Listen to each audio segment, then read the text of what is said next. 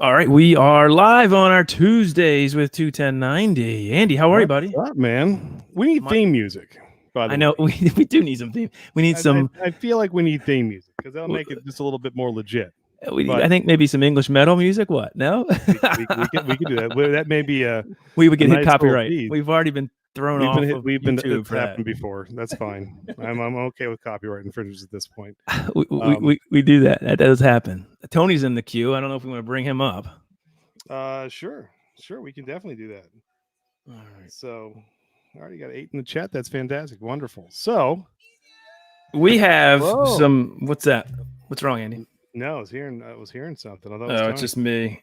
Tony's not even in yet. Bring it. Yeah, I'm sorry. Yeah, I'll bring him in. Hold on. Just wait 1 second. We'll get through all this. I think Steve might remember Tony. He was with us when we went to Oliver's. Too. So here's the deal, guys. Tonight is going to be fun for multiple reasons. First, fun for us. No, I think it's going to be great. First, we're doing our top 10 list. We do this every week. Last week, I think, was a great time doing the top 80s movies of all time. So rolling through this series, we'll do 90s this week, which was actually really hard. And then we'll do 2000s next week. Yep. And then maybe 2010s. Maybe we'll make it a 4-part. We'll see. We'll see if we want to do that. All along drinking some good beer and some drinking some good beer and some good bourbon, some whiskey, whatever. That's fine. Now, speaking of which, we have a very special treat tonight because it was about a year and a half ago? Almost 2. I mean, I think it was June of 2018. Almost 2 years ago. We heard this rumor that there was this brewery in Baltimore City who was putting out a beer, not just any beer. It was going to be a very special beer for a Def Leppard concert. And we said, wait a minute, that can't be right. But if it's right, we're going to see it. We got to get in. We got to meet the mastermind behind that. Not only did we meet him, turned out to be a pretty cool guy himself and from England, so he may actually know Def Leppard and party with him. Who knows? But anyway, we've got him on tonight. So we've got Steve Jones with us, the head brewer of Oliver Brewmaster, and he's gonna hop on and kind of work with us tonight. Do a little co-hosting action. He can tell us. And you know what's funny about that is last week or the week before we had a guy on our live stream. Well, somebody watches this from New Jersey, and we were talking about beer, and just out of the blue, he says, I don't get a lot of beers from Baltimore, but I come down every year for an Oriole game, and I always stop this place. I can't remember. I think it's called Oliver Brewing or something like that. And it was so funny because this week now we're having the Brewmaster, and I think he's going to come on. Hopefully he watches tonight because he was calling out Steve's brewery, Oliver Brewing, about how good it was. So now we've got the man who makes the beer. I mean, how good is that?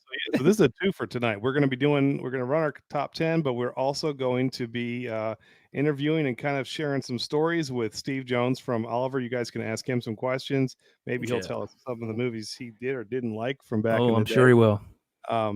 But without further ado, so we're excited, ladies and gentlemen, Mr. Steve Jones from Oliver. We need the applause. Where's the applause? How are you? Good to see you. It's been too, man. Like 2 years. How is that possible? I know. 2 years since you made something very special that I still kept this can. Oh, nice. Yeah. And you know what? It's funny. We're doing this. We're talking about a bunch of our new beers, which are all hazy IPAs.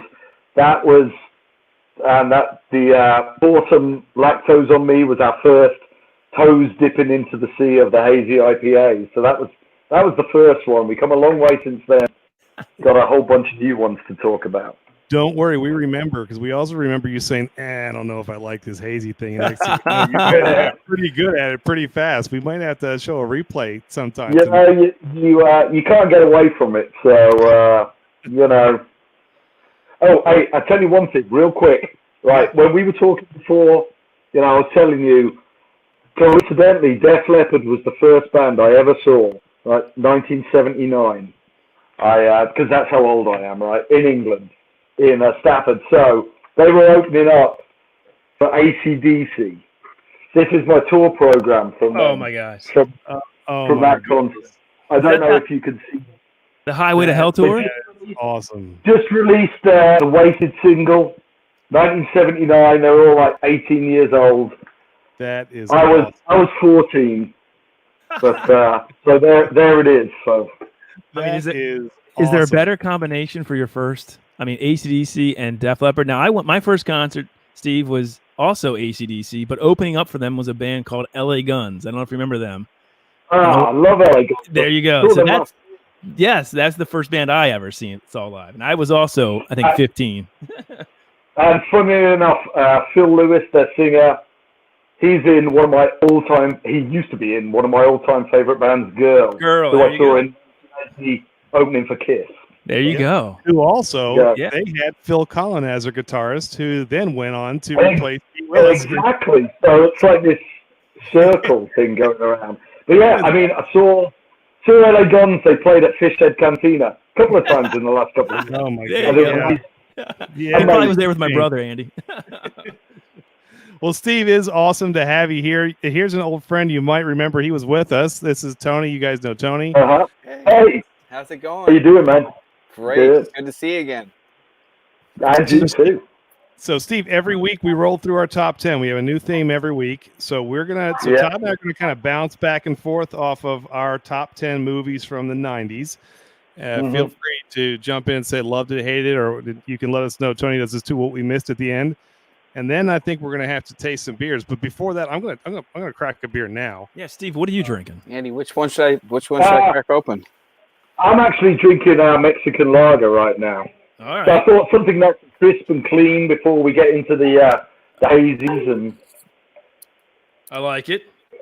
Well, I've been since lockdown. I've been drinking a lot of gin, but I better be drinking beer tonight, right? I got a little bourbon later for you if you want. No. But Steve, I'm going to go with The Future Isn't What It Used to Be that I also got from you guys over the weekend. Oh, nice. Yeah, very prophetically titled, I think. If I'd have known then, when I came up with the name, what I know now, it would have perfect. The future is not what it used to be. I mean, what is the future now? And I loved it. Great. The names were fantastic, Yeah, too. and Steve, you have a play in that, right? You mentioned you get to name all these beers, right? That's the cool part about No, brewing. no, not all of them. It's Okay. it's very much a team effort. A bunch of the ones that we'll be looking at later are other guys in the brewery took the lead on them. But that particular one, that was a collaboration with Stillwater Artisanal Ales, and I bandied the name of that one around, and everybody liked it. So is it bad that we threw it to our design guy, and he came up with that crazy can label. So it was pretty cool. Is it okay if I drink a non-Oliver beer though? I'm sorry. You can drink whatever you like. Yeah, that's on you, Todd. You should have come brewery. prepared. It's from Union Divine. It's pretty. yeah. You know, that's probably my favorite IPA out there right now. Well, there you go. Kevin is a good friend of mine as well, and total props to Union. Should I wait on this, or should I Wait open on it that. now? We'll wait on that, right? All right.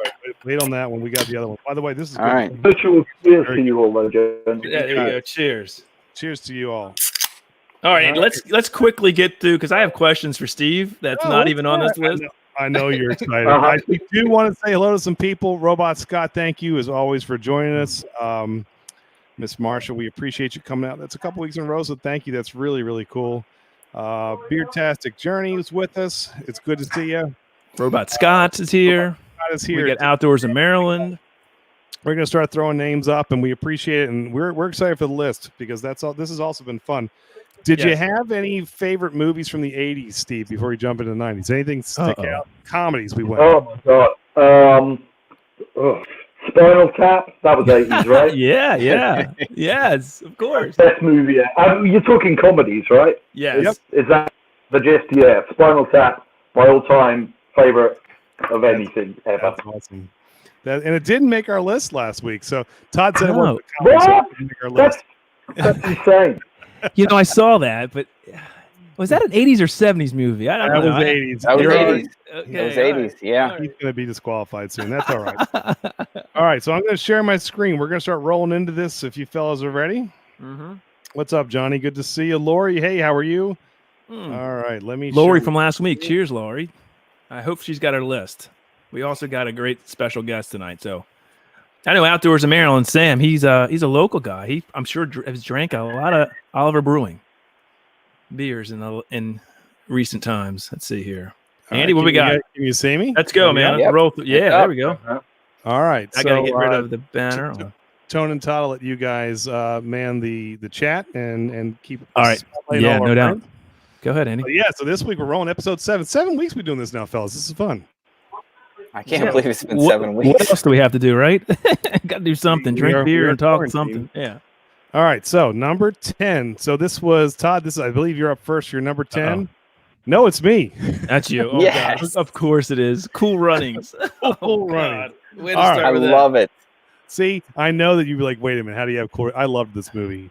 And I rated my movies on, like, if it's on TV, can I not watch it? Do I have to make sure start to finish? Every time I see this movie, I cannot turn it off. It just entertains me from start to finish, from them going down that like bobsled on wheels in Jamaica to actually just getting to the Olympics. I love this. Plus, it has John Candy in it. I mean, and John Candy, he made like it every week. Every week, John Candy makes something on my list. So yeah, so Cool Runnings came in for me at number 10. Feel the rhythm, feel the ride. I mean, who doesn't like that movie, right? Come on, it was great. Now, is it a sports movie or a comedy, Todd? I just want to make sure. This is a sports comedy. How's that, Andy? Based on a true story as well, right? That's right. That's it is. right. It's actually a true story. So how can you not like it? And Todd had a different opinions on what was a comedy and what wasn't last well, week. you can ask Steve that. Yeah, well, So is Gremlins a comedy, Steve? No, it's not a comedy. I thought it was funny. I don't know. I think, it made me laugh. My butt off, so. Andy, you guys, you must be in cahoots. I like it. I think so. I think it's a good answer. But all right, that's my number 10. Todd. Yes. Number 10 for you. Don't tell mom the babysitter's dead. This was a great movie. One, because the dishes are done, man. The stoner brother who turned out to be like the saving grace of this movie, I thought was the best part of it. But the whole concept, these teenage kids, they're home. The older sister gets to, I guess, play some kind of fashionista in some top line company, even though she has no training, and brings home all this money, and spending all summer without their parents because the babysitter died. I mean, it's just a fun story. And I always watch it when it's on, which is not hardly anymore, but I loved it. I bet you Steve's never seen this movie. I don't know. That's my guess. You know what? I knew my head. Everyone loved Christina Applegate back from Married with Children. So when she was the lead in this, we said, okay, we like this movie for multiple reasons. It's great. It was funny, too. It was a good movie. It was definitely a good movie. I love it. All right, let's see what's up next. Number 9. All right, Todd, I know you're not going to agree with this one. No, I don't. Well, I've seen it, but no. If there's outside of rush in, if there's a love of my life outside of my wife, it's Selma Hayek. Oh my gosh, the one that got away. Yeah, I'm sure. She's the one that got away and ended up with Matthew Perry in this movie, and maybe even more mad. I have no idea why. I can't tell. It doesn't make me belly laugh. It's not something that I'm quoting all the time, but I've seen this movie a million times and I absolutely love it. It's like the only romantic comedy I've ever really liked. Hey, so I'll give it to you again. I mean, it's got Matthew Perry. He's funny, and Selma Hayek. But Selma Hayek. Number 9 out of all these ones that we have to go through, that was your number 9. I knew this would be another. I always have one or two picks that make people mad. I love this movie, though. I absolutely love this movie. So I'm standing by it because it knocked off some good ones too. But I'm standing by this one. Let the chat roll. Chat's rolling. Eclipse Brewing. Cheers, buddy. Another brewer home brewer out in. He should be our full-time brewer. Actually, he might be. I think he's starting his own brewery out in Seattle. He says, "Christina," when we're talking about "Don't Tell Mom's Babysitter." And Beertastic Journey says, "Still do Dead on Me on Netflix." So Dead on Me on Netflix. She's in a new Netflix show, Christina Applegate. So just all right, yeah. And she's 1070 beer reviews here. She kept doing funny movies. She's been good at this for a while. So yes. All right, Andy. My number 9. Number 9 for you. This is probably going to be way too high for some people, but Austin Powers, the original, to me. Again, you'll say this a lot about all these, but anytime these movies are on TV, I'm going to sit there and watch it. And there's so many quotes from this that I would butcher, so I won't say them. But Tony, you can take over if you want. I mean, it's No, not it's mine, okay. baby. I promise, it's not mine. Just put it in the bag, So, One Swedish maid. No, I won't go any further. That's Steve, fine. are you a fan of the Austin Powers? I have a feeling you're not. Probably, are you? No, I am. Yeah, of course. Yeah, anything all the jokes about British teeth and things like that. Hey, baby. Kind of sounds like him. I love get it. You gotta love it. Teeth. He's got. I get it. It's got so much awesome 60s music and stuff in. Yeah. It's a Nice. killer movie. Nice. It's one of his best. It could be his best. Mike Myers, Well- definitely. Well, I think he might make the list one more time tonight, but this is definitely, I think, my favorite. Mike I Myers think movie. so, yeah. Yeah. All right. And I'll also say that if Selma Hayek was the one that got away, if she got away and someone else wasn't going to take her place, it would be Elizabeth Hurley. So, Andy, you're giving away all your secrets, man. I'm telling you, I think I like Selma Hayek and Elizabeth Hurley. What can I say? All right. Way Sorry. to get I don't that. Sorry, know. honey. But it was a great movie. So, All right, cool. all right, number 8. I don't even remember what I put. Okay. Actually, that's a good one. Yeah, anything with Chris Farley Anything makes made. Chris Farley. I am a huge Chris Farley fan. Like John Candy and Belushi, it's like all the funny fat guys die too early because I tell you, he was just fantastic and died way too soon. So you will see another from Chris on this list. Oh yeah, But great movie. Yeah, and these two were great together. I mean, they They were had awesome. really good on-screen chemistry. They were funny. They were the perfect combination of like that at the time modern day odd couple. yes, And- yeah. That's a great way to put You it. know, Yep. It was They were- years after. It was years after Chris Farley died that David Spade even did another good movie. I mean, he went away for a while after Chris Farley left. Yeah, well, yeah. I He mean, needed him. He Yeah, was a that's better true. actor than people gave him credit for. I think they said that he probably wouldn't have done comedies too much longer because he was such a talented actor, but he was just so bluntly Really? funny. I didn't know Yeah. that. In fact, here's a little nugget for you. He was All right. cast to do, instead of Mike Myers, the voice of Shrek right before Shrek hit. Yep. I didn't- And then he passed away, and Mike Myers ended up voicing Shrek, which Really? of course became iconic. Didn't know that. But yeah, he was supposed to be the original voice of Shrek, which is kind Look of at you cool. throwing out all those nuggets of information, Andy. Nuggets, man. Yeah, just throw those things out just for fun. Jeez. All right. So, how's the chat? What's everybody saying? No, I think they're just listening in. Everybody's saying cheers. No one's commenting on their. I want to hear. I don't know if it's because we're going through it so quick, Well, but maybe they're waiting to tell you, Todd. Maybe they're waiting to come on. that could be it too. That could be it Might be too. the case. So, but yeah, Dickie Dad said, Tommy Boy must be near the top. I'd say it'll be up there. Yeah, So, I mean, yeah, I think so. definitely good stuff. All right, so Todd, then you're up. Number There 7. you go. Oh yeah, 8. Okay, so Wedding Singer again. Great music. I love how he plays sort of, this sort of 80s rockish. He's take off the Van Halen t-shirt before you break. You jinx the band and they break up. Just everything about the story I think is cool.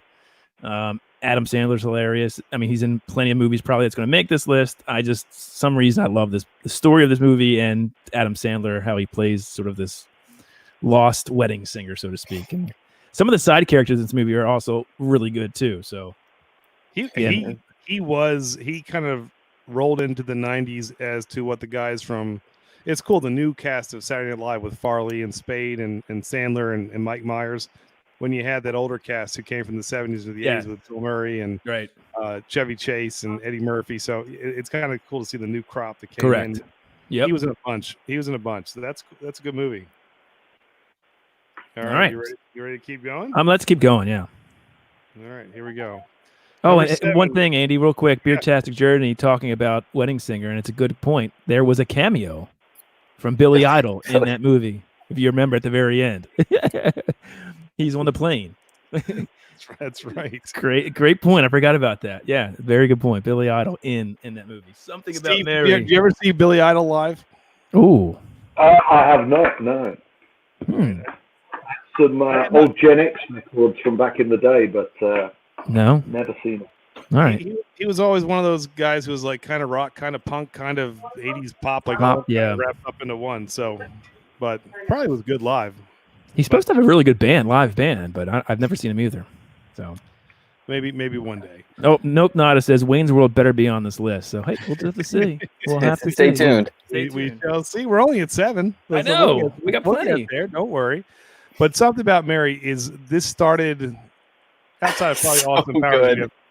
The quotes that came from this movie. Frankton Beans. I mean, just it and every character was funny, right down to Brett Favre. I mean, everything was funny. Oh, Brett Favre. That's You know, true. John says, speaking of cameos, Brett Woogie. Favre. He went to the prom with a girlfriend married 20 minutes ago. That's hilarious. It was such a good movie. Yeah. And I'm not a huge Cameron Diaz fan. So see, here's the first one. Like I really don't like Cameron Diaz that much in movies, but I thought she did a good job in this. I thought everybody who was in this movie was just absolutely spot on. They were great.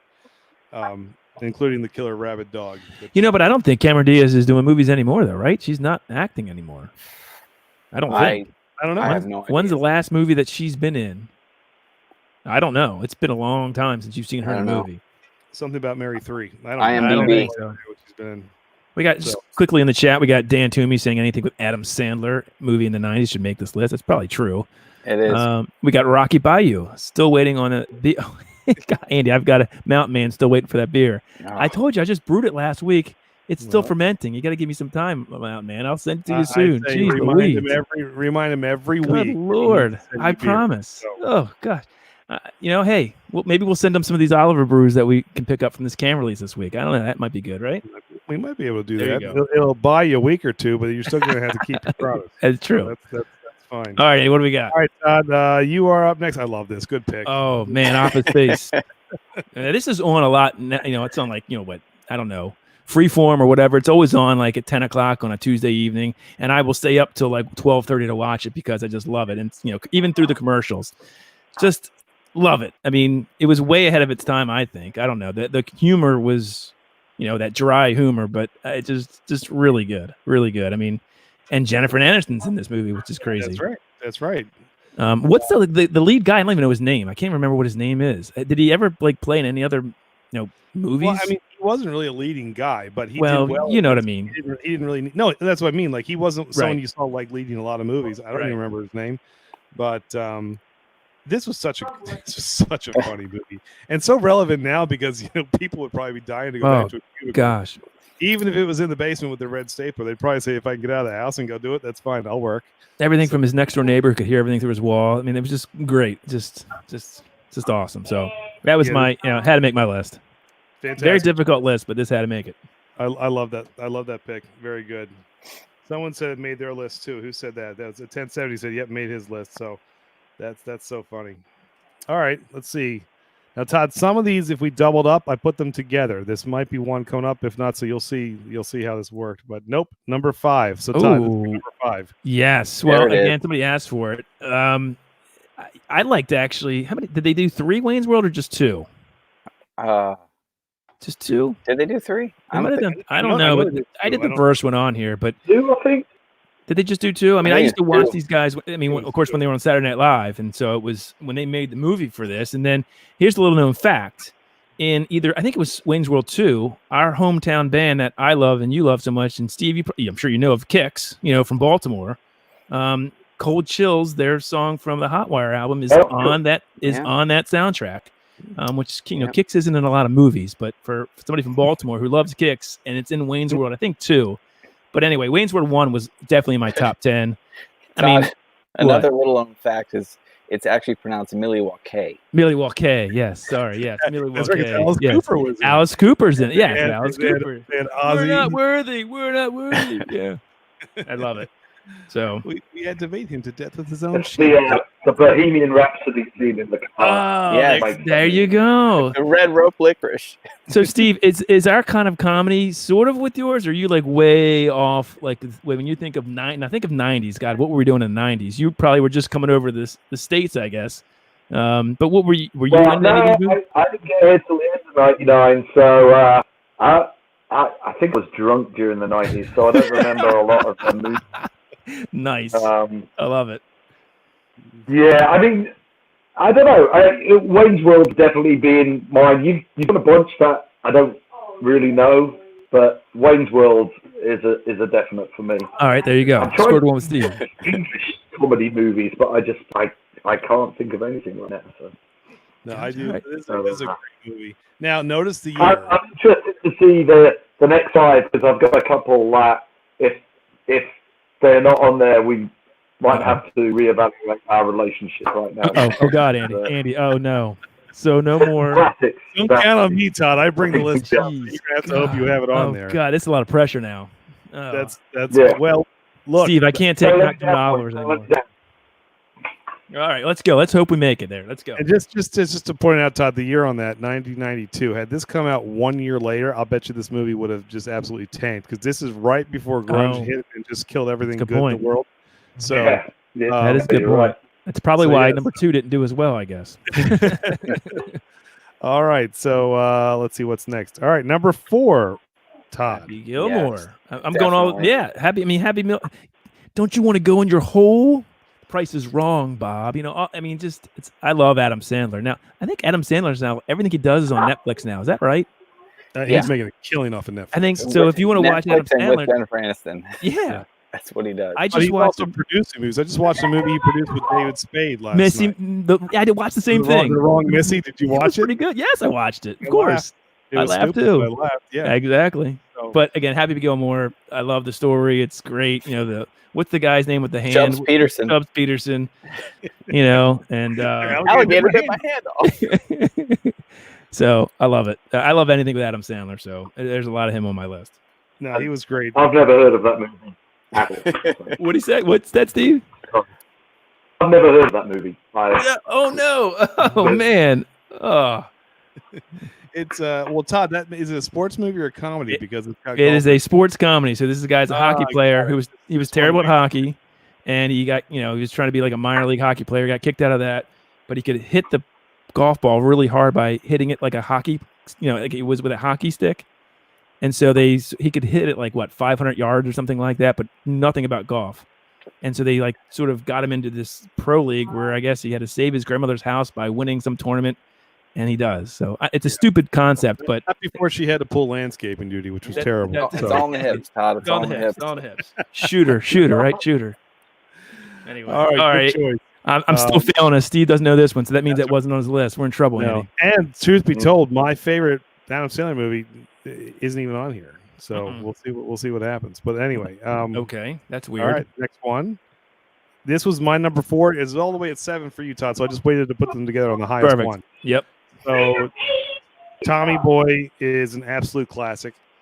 I was reading up on this, and it was funny that Tommy Boy actually kind of tanked in the theaters and then became one of the top 20 most watched movies after it came out, VHS or DVD or whatever, of all time. Like, it was just massive. Like, it had this huge cult following, and I can see why. I just if Black Sheep was funny, this is 10 times funnier.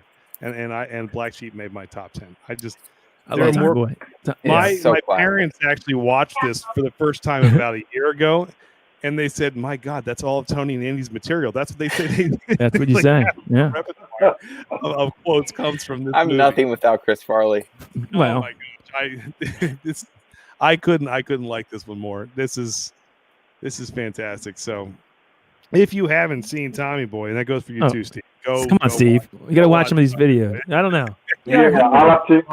I got some catching up to do then. You do. Well, We got lots of time at the moment, so. Oh no, Andy, we might be barred from Oliver's Tap House if we don't get some of these right here soon. we'll make up for it. Don't worry. All right, there you go. We'll do a music. There is talk. no wrong. There's no wrong. That's right. All right, what do you got for 3 for you? I guess. There is no And wrong. All right, we're getting close to the end here. I Okay, can't wait. All right, What do we Todd, got? this is your number 3. Oh yeah. So if you remember last week in the top 80s, I had all 3 vacation movies that were made in the 80s: Vacation, European Vacation, and Christmas Vacation. So Christmas Vacation was my top, and I said actually all 4 of them would have made it. I love this. Nick Papagiorgio is the unsung hero in this movie. Of course, you've got a lot of Cousin Eddie in this as well. When he goes out and they get the money out of the cans that he's been saving, and he's got a lot of great one-liners. Cousin Eddie here. He goes to that one weird off the strip casino where it's like high low, or think of a number between 1 and 10, or what's behind my back, red or blue, and it's just the best. And I love Chevy Chase, and Did he do anything after this that was really relevant? Is my question. Not really. I didn't mean, think so. You can't eat pasta with Wayne Newton and then do anything relevant after that because that's. This is a great movie, Todd. I think in order of my vacation favorites, it still would fall number 3. Okay. I think it goes for me. It's Christmas, but it didn't make your top 10.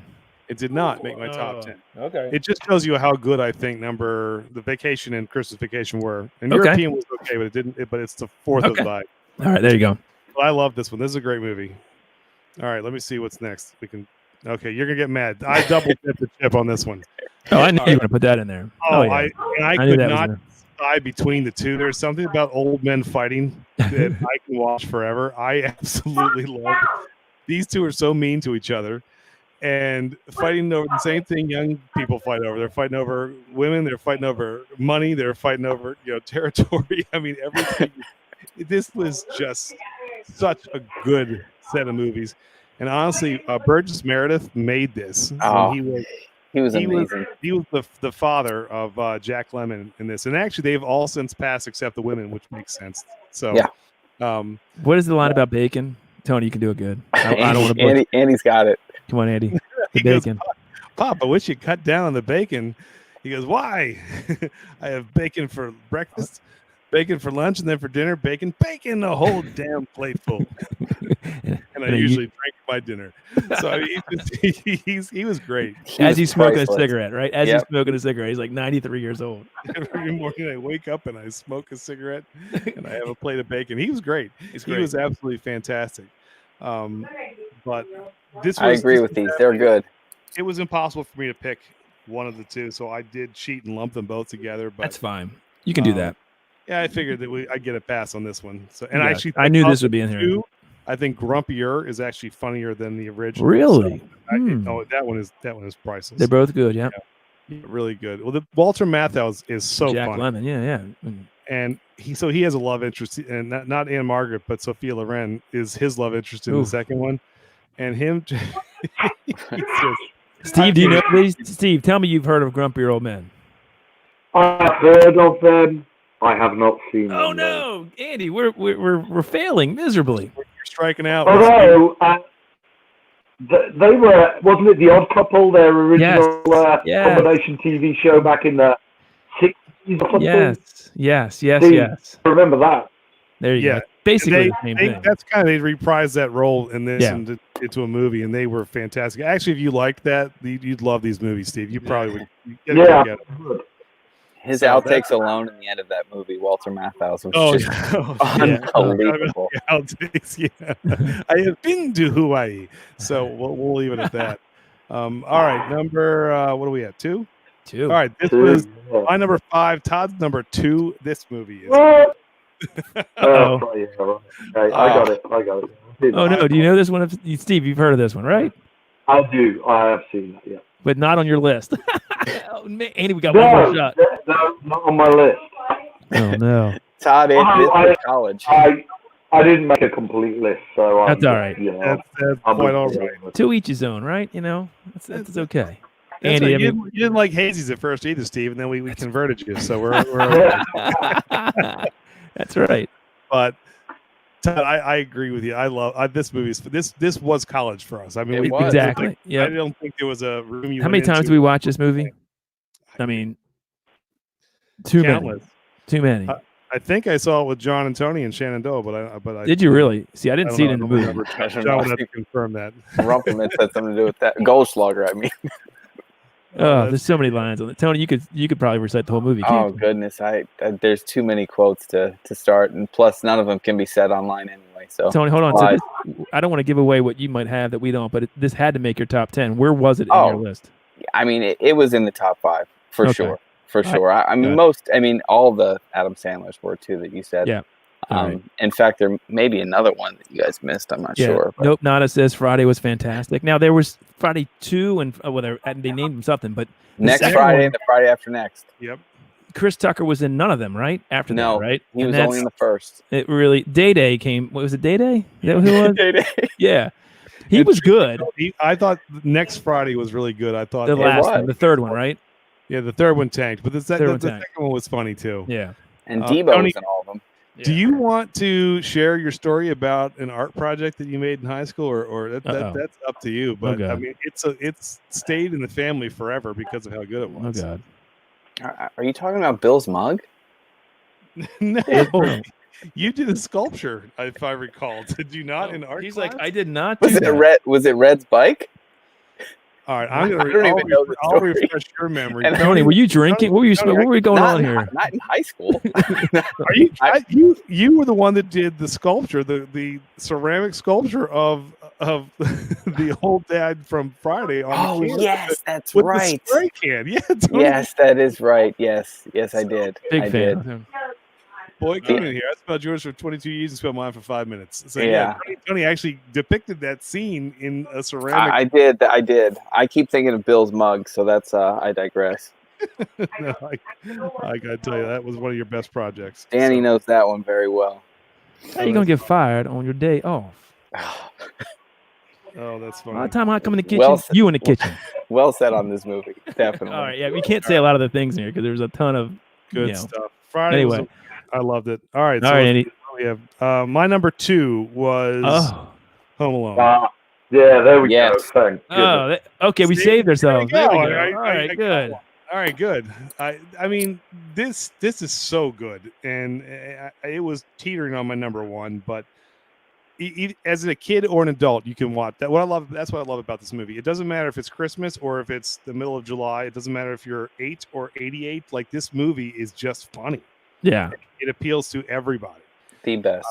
So I just absolutely love this movie. This is, I think, the first comedy, which led into one that we didn't have on the list, My Cousin Vinny, but Joe Pesci. Oh yeah, that was another good one, My Cousin Vinny. I love that movie. And he was great in it. I remember they said they asked him to do this, and they didn't think he would say yes. And he was like, "Yeah, well, I'll dip my toes into comedy." And he was fantastic. I mean, because he was nothing but mafia movies for a while, and he was so good. The Wet Bandits and then the Sticky Bandits. And the sequel should be in there too, man. I was going. If I didn't do the double up on the Grumpy, I should have doubled up Home Alone because Home Alone 2 is easily. We're the hosts. We can do whatever we want. You should have just doubled them up. You know what? You're right. Listen, and Donald Trump made a cameo.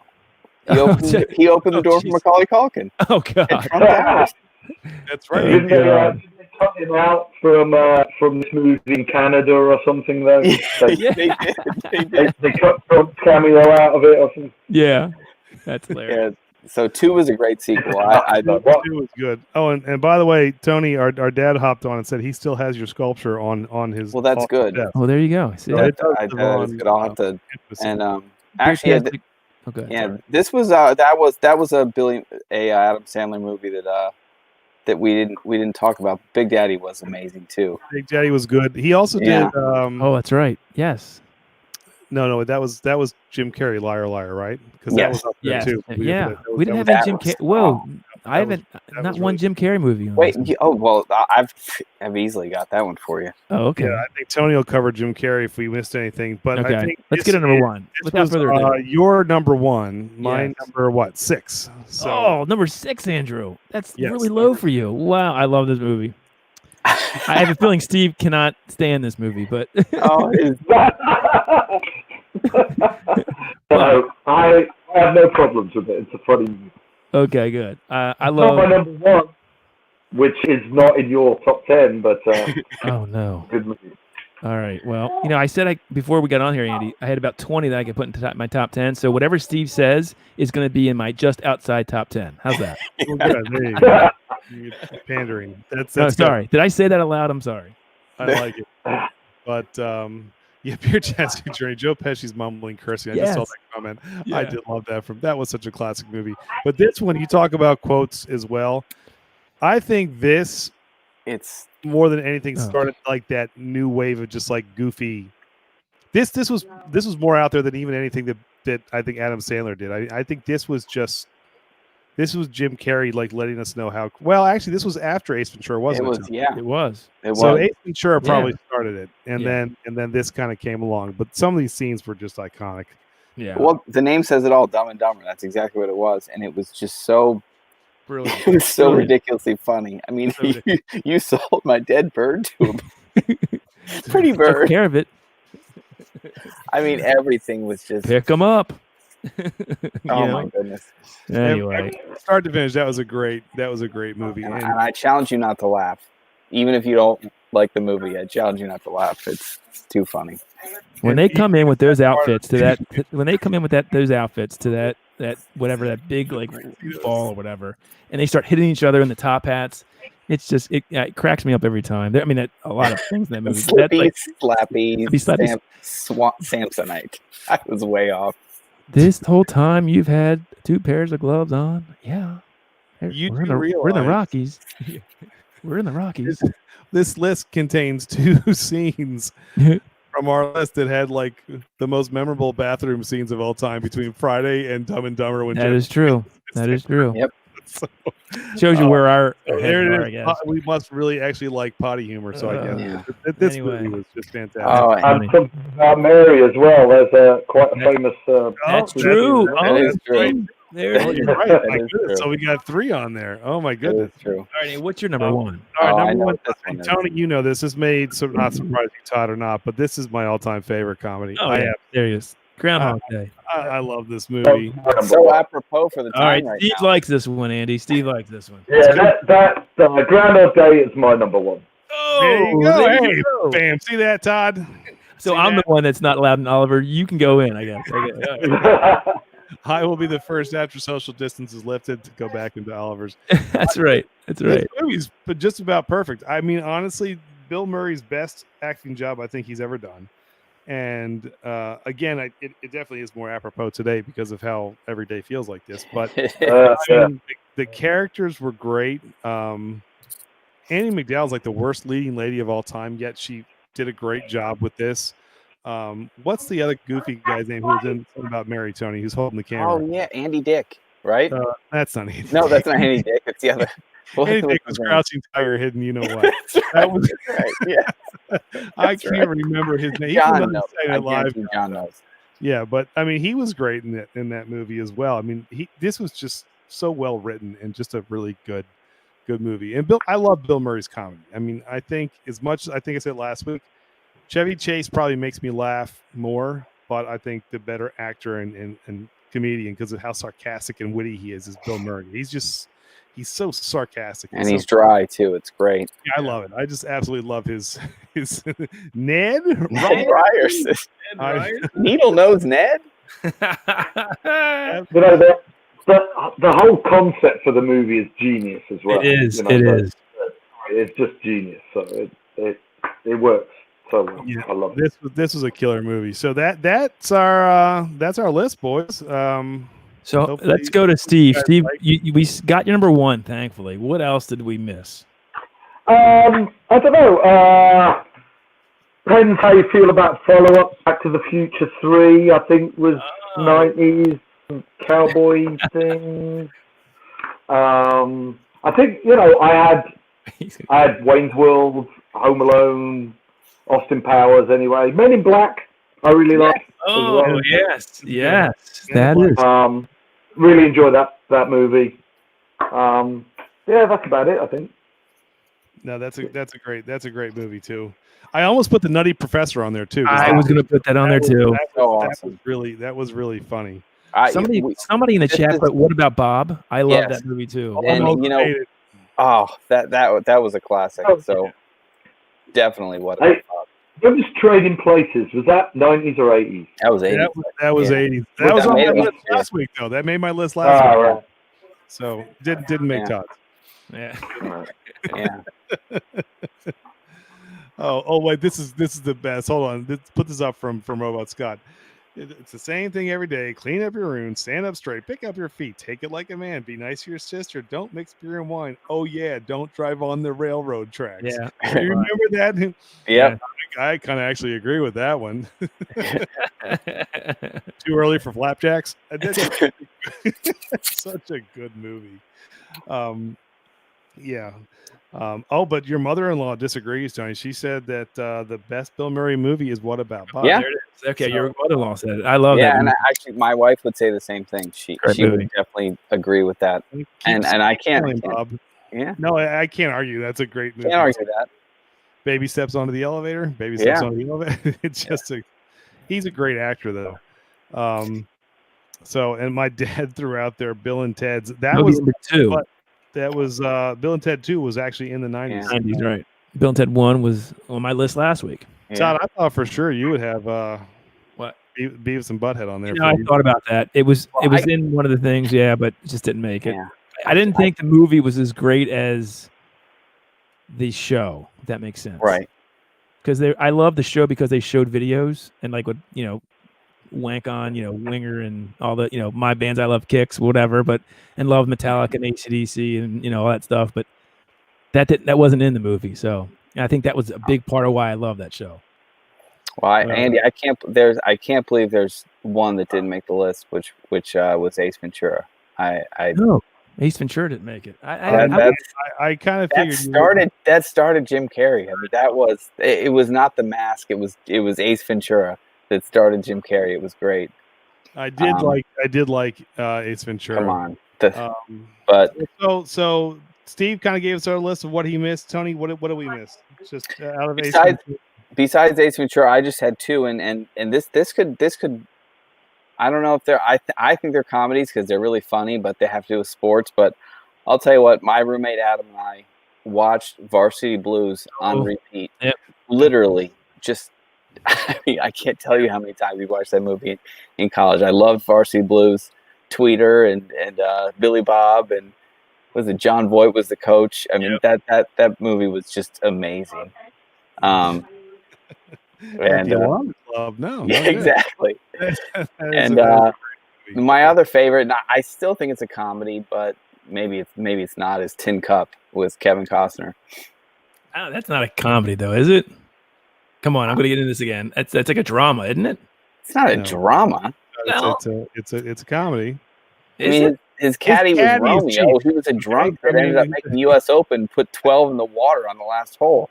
It's Cheech and Chong. He doesn't do serious movies. Okay, all right. We had this fight. We had this fight last week. All right. See, but yeah, Ace Ventura. Look, Finkel's Einhorn. Einhorn is Finkel. I mean, come on. That's just too good. Dan. If you want to, you can tell us what we missed. Feel free to. We'll see if we can get you on. We'll do a little top 10 or 2 minutes with 210. In the meantime, how you guys fixed on beer? Because I really want to dive into one. I need a beer really bad. I want to talk to Steve about some beer really bad. So can we get to that? That'd be awesome. Yeah, we'll kind of mix. Let's drink a beer, gentlemen. It's that time, right? I think so. So what should we go with first from Oliver? Steve, first off, for those that are we have some that are from locally. What release from Oliver this weekend? What can they get right now ordering online, and what's out there? So we just released 2 brand new ones at the moment, rolling out. Lots of hazy, mostly dippers. So I think you should want. We got Delicate Bubbles just came out. Oh, Andy, there you go. Citra Nelson Savan, double dry hops, of course. That's awesome. A collaboration with our friends at Black Flag, Toss a Coin. Very nice, very fruity, fermented with Kvik Voss yeast. Oh, there it is. Is that how you say it? I don't know how to say that word. Kvik. Kvik.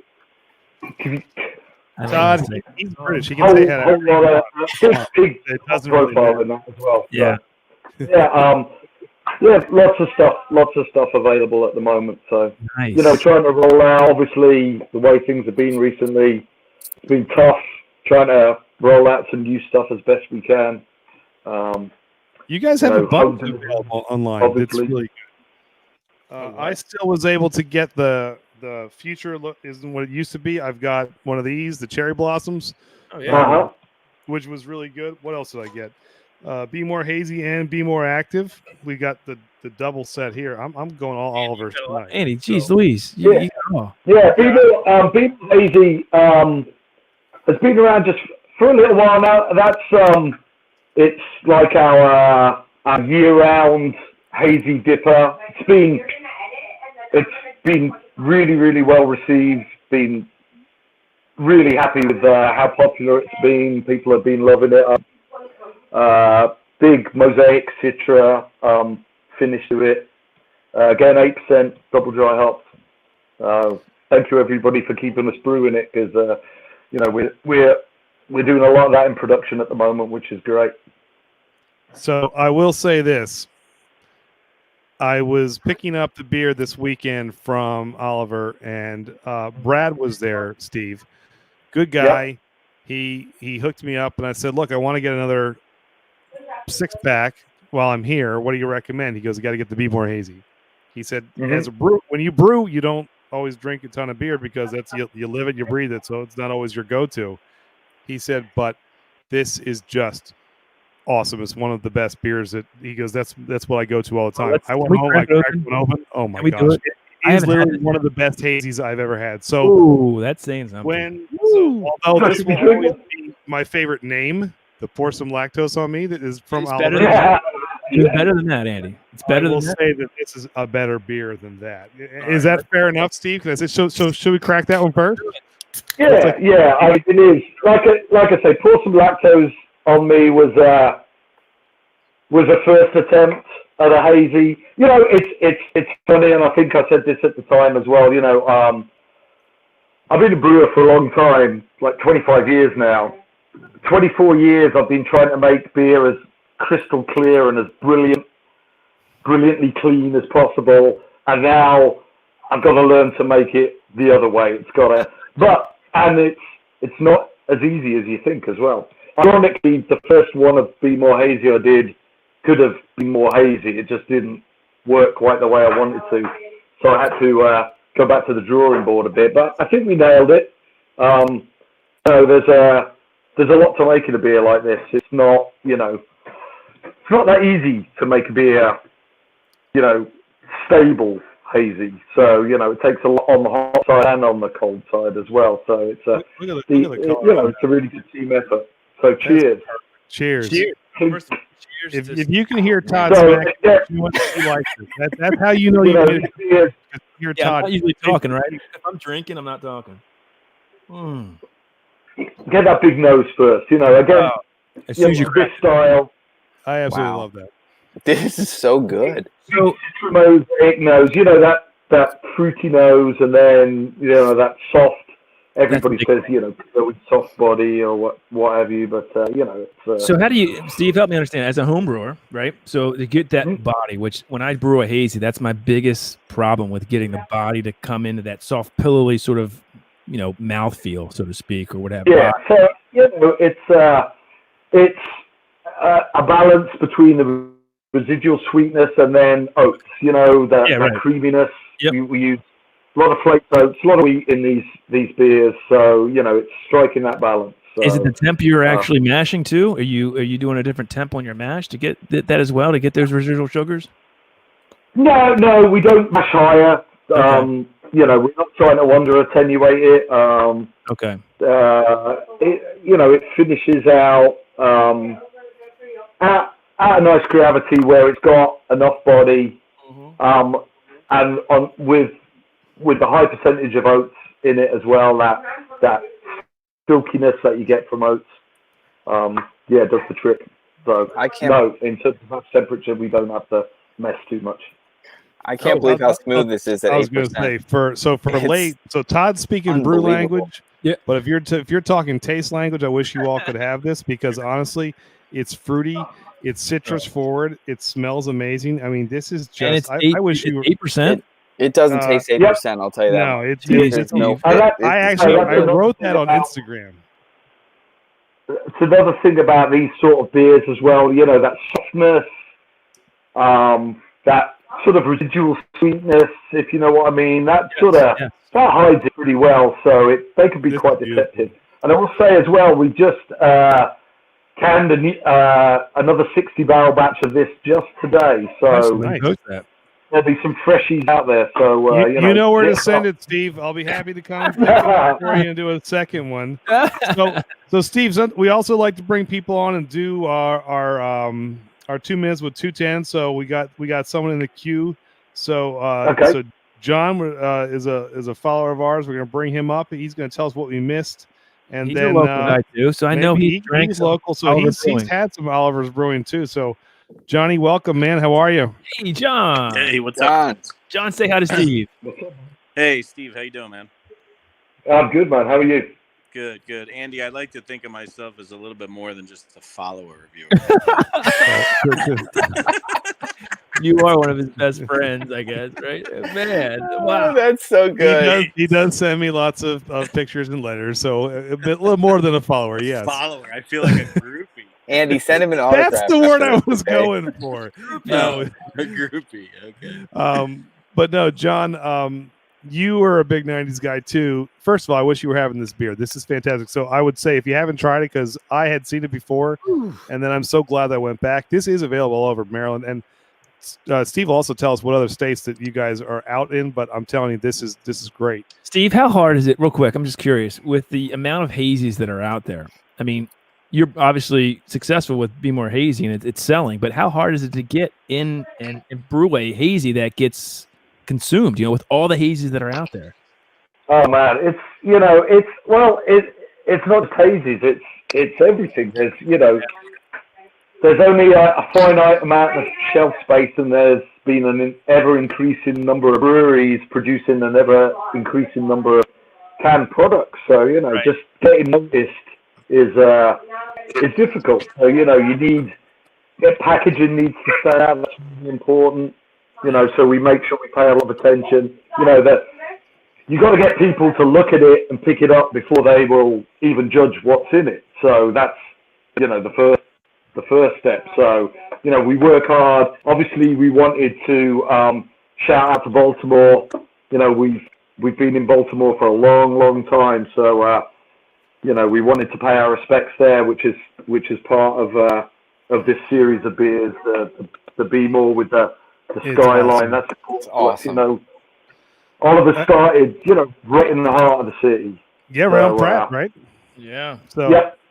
Right, Street. So it's important to us. Downtown. And, our design guy paid a lot of attention to that, took a lot of trouble to make this look good as well. I think, Well, you got to, Steve, if let you me got a can say this. look, nobody's going to get it.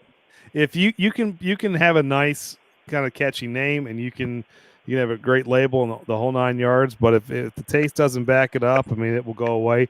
This is not just saying it, one of the best hazies I've ever had. And the fact that this is 8% blows my mind, because this thing drinks like it could be a 5-6%. I will say it's that good. I think I say well done on this one. Citra Mosaic is my two favorite, with Amarillo as well. You can't go wrong brewing a beer with those two hops, I think. I mean, you can probably. It's good. It's a win combination. Yeah. It's beautiful. So speaking of combination, Johnny, tell us what we missed, man. So what did we miss on our list here? Tell us a little bit about, because I know you've probably got some that didn't make it on ours. So this one was a lot harder for me than last week. I just sat down and started. I mean, I didn't even go to like a Google search or anything. I just started rattling off Good for movies and came up with like 25 off the top of my head. Oh, no. And so narrowing it down, I mean, ones that we met that you guys missed, not missed, but just weren't there. Rush Hour. Yes. Yep. Yes. Kingpin, Bad Boy, Private Parts. Oh, yes. I love Howard Stern, too. Oh, White Men Can't Jump. Oh, that's good, too. I can't believe I forgot Private Parts. And then you guys, I mean, I didn't have any Adam Sandlers in my top 10, but you guys didn't have Billy Madison in That's my favorite one. I can't believe Billy Madison. That's my favorite one. So if it's your favorite one, how come it wasn't in your top 10? Yeah, right. It still wasn't good enough to crack my top 10. I'm not a huge Adam Sandler guy, but it was my favorite Adam Sandler movie. I love Adam Sandler, but it wasn't. Yeah, I didn't. I mean, I like that movie too. Yeah. So anyway, I'll rattle off my top 10 real quick. Let's hear it, John. First of all, John, what are you drinking? John, what are you drinking? I'm drinking a Night Swell. A Night Swell. What's that? From Heavy Seas. Heavy Seas Black IPA. Dark okay. IPA. Yeah. Right. Steve, have you brewed? You brewed a few Black IPAs over there in Iowa, right? Yeah, not for a while. We did one called the Black Code with a favorite band of mine called Wofat out of Texas. That was a great beer, and I really would love to brew it again. I love that style, but not many people buy it. Right? Yeah, you know, it's got to be driven by what you can sell. So, yeah, you know, and especially, you know, at the moment, obviously, you may have noticed people out there that I'm English, so actually I'm English. I'm rather partial to English ales, but not really getting to brew any at the moment because the way things are, and they all being draft products for us. That it's a tough one. So it's all hazy IPAs right now. So. Well, Steve, speaking of English, and John is also a huge Lep fan. I offered this to you on video about 2 years ago, but I'll say it again for your next videos. I mean, for your next IPA, Steve, I think you should call it Hop Till You Drop. I think you've got to. You've already. Come on, Steve. Come on, you can make this happen. I don't think you have to worry about a cease and desist, although that happened at Hysteria with their Lamar Jackson beer. But I think you'll be in good shape. I think you should go for it. That's just my opinion. All right. He's not going to answer that, Andy. Top 10, John. Yeah, we'll work on something like that. My top 10 had 5 that you guys talked about. Okay. Tommy Boy, Nutty Professor, Office Space, Dumb and Dumber, and Friday. Okay. And then I had 5 that you guys didn't mention. Ooh. Now, a lot of these were kind of like my college days. And so the ones that you would just watch over and over and over again. Drinking like what? Naughty Light and Beast Keystone Light. Beast Light. There you go. Oh, that's good. No bitter beer face. That's good. So PCU. Oh, yeah, David Spade. Wow.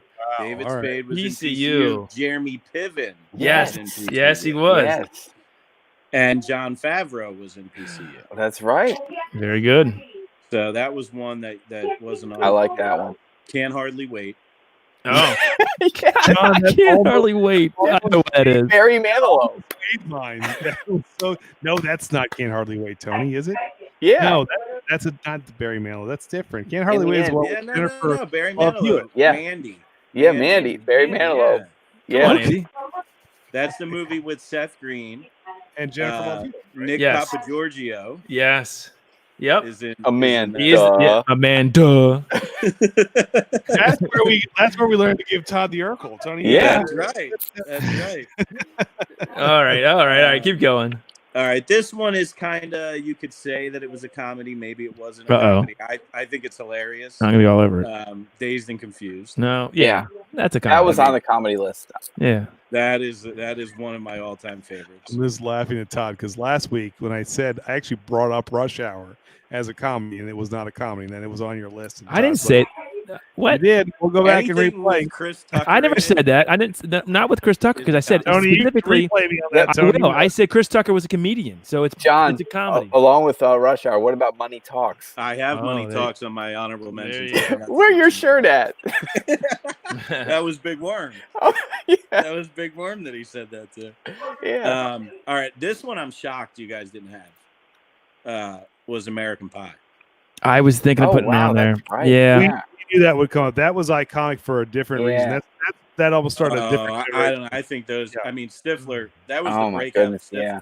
No, John. What I mean by that was the tail end of the '90s, and it started kind of a new swing of comedies. It was just huge. I loved that movie. And it was late. I mean, it was '99, I think. So it barely got. I got to stop you. My sister-in-law and brother-in-law are watching this now, and they're local. And I know my brother-in-law loves this type of beer, so go out and get this in a fresh batch, right, Steve?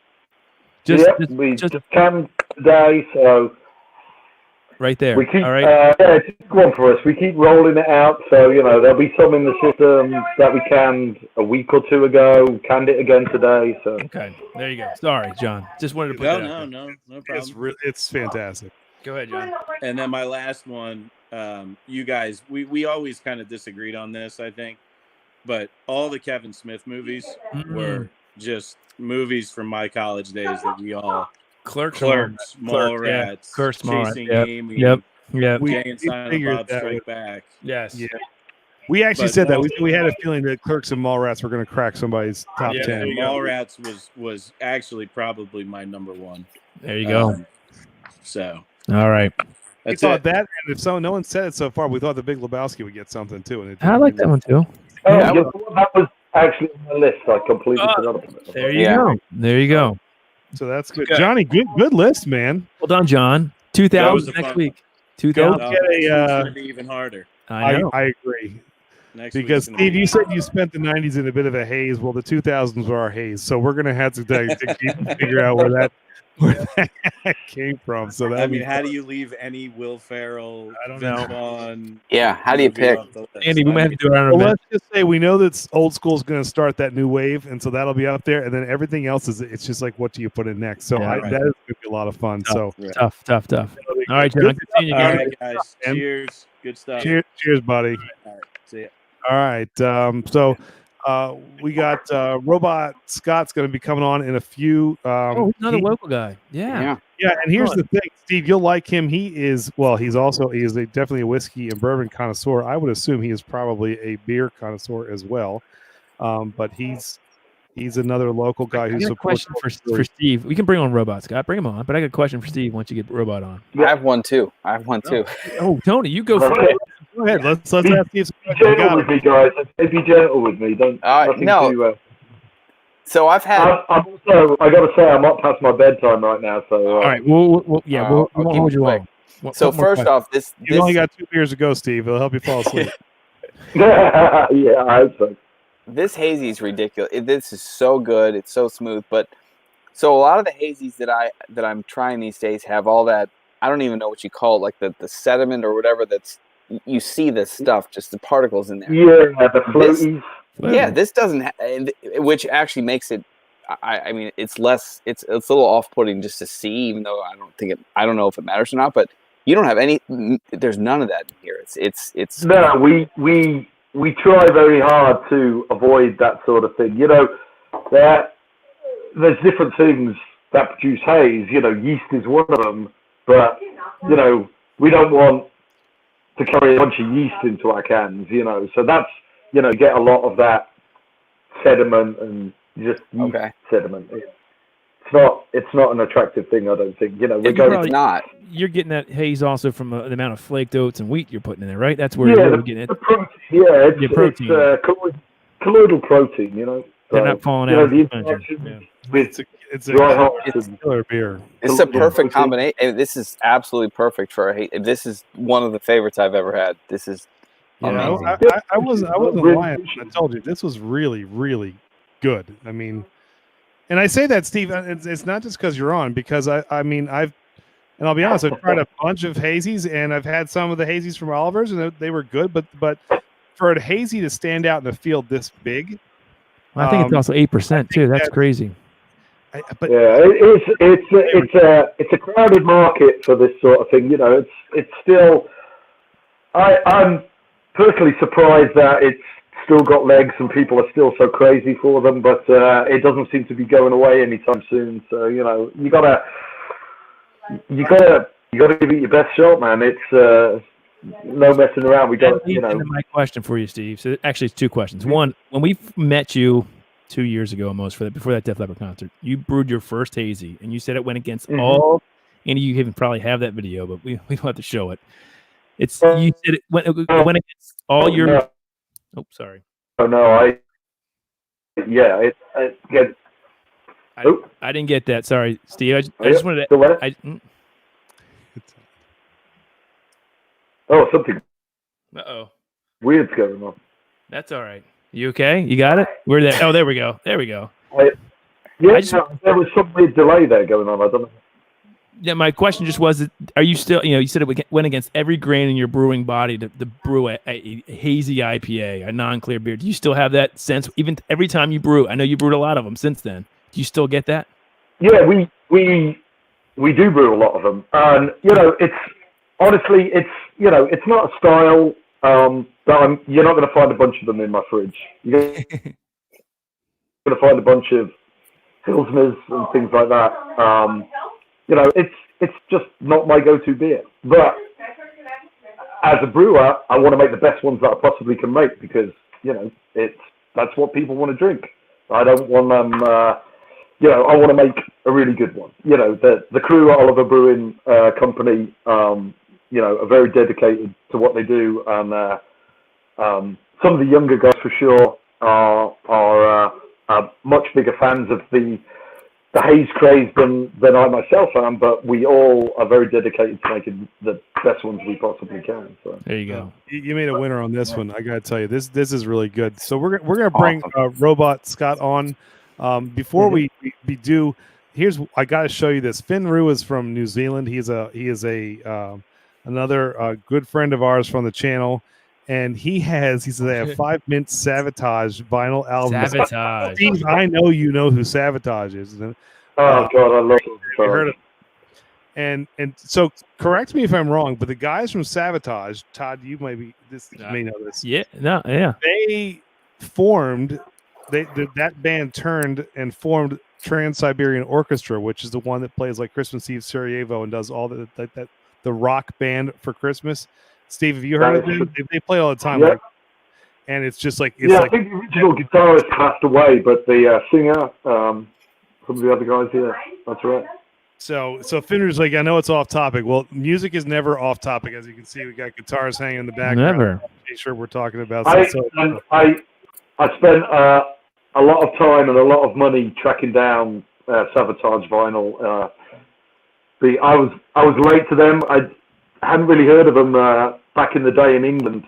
Came across them by chance here, not only just a few years ago, and so I was pursuing their vinyl. And if you are following Steve on Instagram, you will see his collection of vinyl. He got a nice vinyl collection. So I'm thinking maybe On Through the Night and High and Dry are in there, Steve. I'm not sure. Oh, Steve, before High and Dry, one of the greatest LPs ever recorded. Steve, do you have this? No, because it's CDs and I don't really buy CDs. I know. My brother got it for me as a gift, and I love it. There's just like some incredible stuff on that, and I really want them to produce it on vinyl. It is. So it's got the High and Dry remastered. I thought all those. I think they have all those available on vinyl, Steve. I'm not sure. I think they do. Yeah. I don't know. I may follow the Def Leppard like all their social feeds. I may or may not. I don't know, but I think I saw that they have some vinyl stuff out there. If it is, I'll. That rare stuff, like the early day stuff, I don't think is on vinyl. That's a bummer. It is good though. I'll tell you, that is great. I listened to that concert from 1980, and that is just phenomenal. So, So we'll bring Robot on. Scott, what's going on, man? Are you a left fan? Because if not, Steve and I are gonna have to kick you off. So just so you're in good shape. Oh no, Steve just said. Robot just say yes. Yes. Oh, so that was a yes. He obviously does not like Def Leppard. No, I like Def Leppard. Who doesn't like Def Leppard? That's fine. What's going on, Scott? What's going on, man? Good to see you, buddy. Meet Steve from Oliver, the brewmaster there. Nice to meet you. How you doing? Hey, how you doing? Good. Love your stuff. Yeah, he's a local guy, and he lives close to, I guess, Tyler from, I don't know if you know Hysteria Brewing at all, but I think your next door neighbor is the Tyler. So there you go. I know those. I think we're doing a beer with them before too long. Oh, nice! Awesome. There you go, Andy. Well, and that's a video waiting to happen because Tyler is too much. He's a character, man. So we'll have to hook up and do something for that. Yeah. But, So Scott, I can't tell. I don't know if you want to talk 90s movies I missed. If you want to talk bourbon, you want to talk beer, all the above. Man, the floor is yours for a couple. What you got? I got my movie list. You guys covered most of them, but I got a few outliers. But going in order, my first was Happy Gilmore, then Austin Powers, then Ace Ventura, then Office Space, then Tommy Boy, then Wayne's World, Dumb and Dumber. I don't think anybody mentioned Half Baked. Oh, there you go. Yeah, that's good. I forgot about that one. And then Hot Shots. I love that one. Charlie Sheen. Nice. And then I've had Mallrats, but I think they said that, so I'll put in Dogma then. That's a great hilarious. That is hilarious. Sometimes I think the bottom of the list is better than top because everyone kind of has the 5 covered. It's those bottom 5 that are fun to kind of go over to see what you got. And then the honorable mentions are all fun too because you don't have to stress about it. But like ones I had on there was So I Married an Axe Murderer, Basketball, Waterboy, Biodome, Robin Hood, Men in Tights. Oh, that's I can't believe I didn't say Waterboy. Waterboy was one of Adam Sandler's Waterboy was great, but I love So I Married an Axe Murderer. That movie is hysterical. That is a great movie.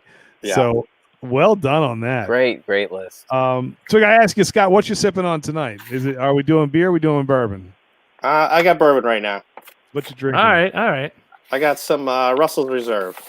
Oh, nice. Very good. I pulled this out last night because I hadn't had it in a while. I might try something. Have you had the barrel strength bullet? I haven't had it in a long time, but it's good. Yeah, I kind of went back to it just to see if I don't know, I wanted a little pour something, a little hair on your chest, and you know who makes it, right?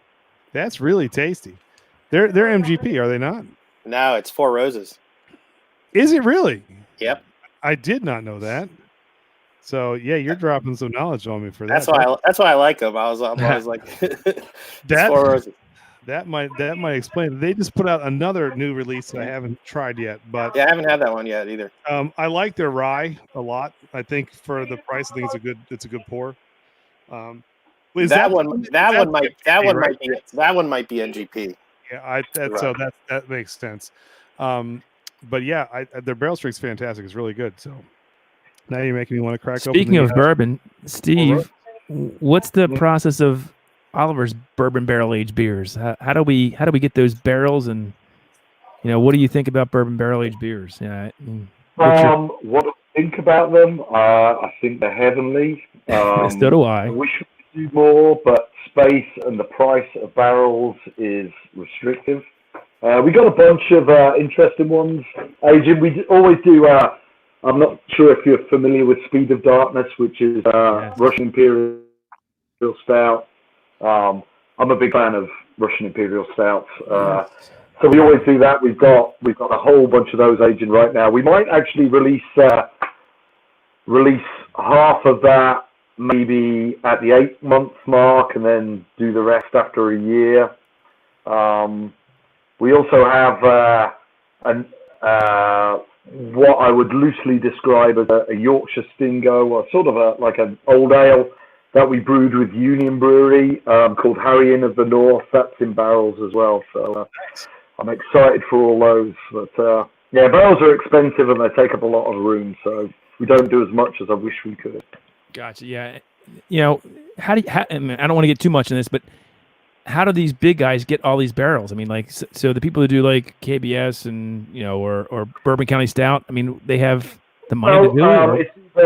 It's either direct relationships with distilleries, or you go through a broker. There are plenty of brokers that will sell you all sorts of things. With rum barrels, Chardonnay barrels, whatever.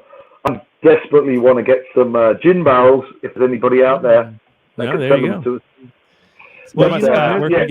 Steve, there's such an uptick now in distilleries too. Where craft breweries were just growing by leaps and bounds. Yeah. Distilleries are now starting to pop up. So, and they don't jump immediately into whiskey for the most part because it takes a while to age. So they start off doing vodka, gin, rum. It becomes popular. So yeah. So there are definitely some around, but it's having enough, being able to get enough of the barrels to do a whole brew. It's a problem we found. So I've never used a gin barrel, but I'd really like to. Obviously, I say go for it. In terms of whiskey, bourbon, Sagamore, our local guys, they have got some beautiful, beautiful barrels, and they're pretty good to local brewers as well in terms of price point, because barrels are expensive. I'm old enough. I've been in the game long enough to remember when you could get them for free. Oh, but, wow. now you get charged $200 a pop, so you gotta make sure you know what you do. Get it right. They just did a collaboration with Sierra Nevada where they did Sagamore's done their Brewers Select is what they're calling it. So they finished their rye in Sierra Nevada red rye ale barrels. Look, Scott, I think he's got it. So Scott's got it right there. Look, boom, right there. Have you tried it? I haven't cracked mine yet. I got one too. What do you think? You like it? Yeah. See that? Yeah. All right. You can't go wrong with Sagamore and then Sierra Nevada. So all right. Well, now I'm happy I found one. The great thing about them being local is that you can get them very freshly jumped, and they're just insane. The smell when you fill them. So we try. I think I'm not sure we got something in some fresh Sagamore ones we got, and it was just incredible. Nice. You know, it just as soon as you pop them open, it was just like whoa! Wow, It knocked you off your feet. It was incredible. nice. We did some barrels a year or so ago, 2 years probably. We got some fresh ones, and the beer went up by 4% alcohol by volume, aging in the barrels for a year. Wow. We put in an 8% and came out 12, and it was That's a really beautiful, beautiful thing. They did that a few years ago with the BCS. They actually left a little bit of the residual whiskey sitting in the bottom to kind of slush around in there when they aged the beer, and it was strong, but it was fantastic. But Scott, next week I'll crack mine open this week. We'll have to have a little dram together of the Sagamore Brewers, because I haven't tried it yet, but I was just excited to find it. So that's awesome.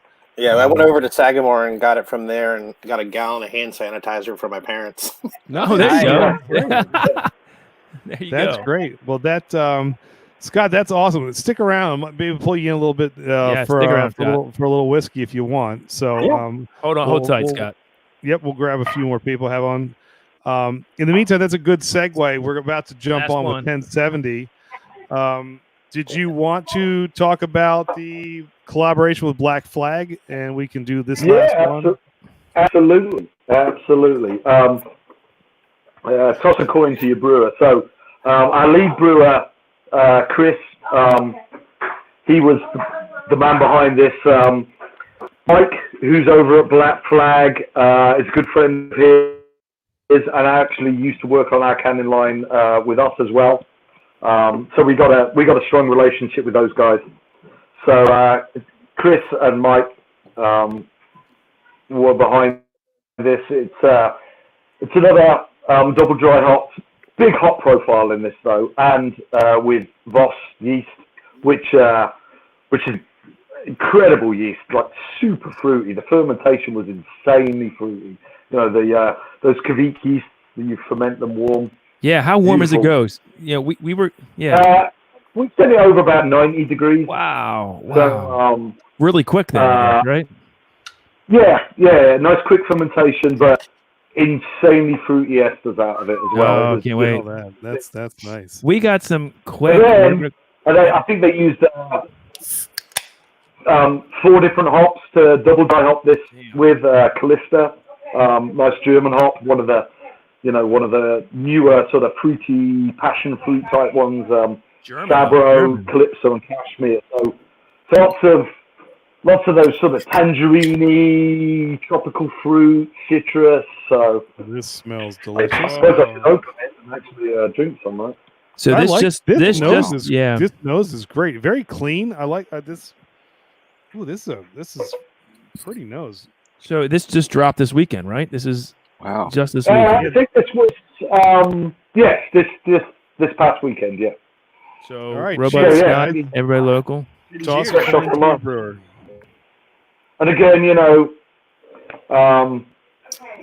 we worked very hard on the appearance of the beer as well.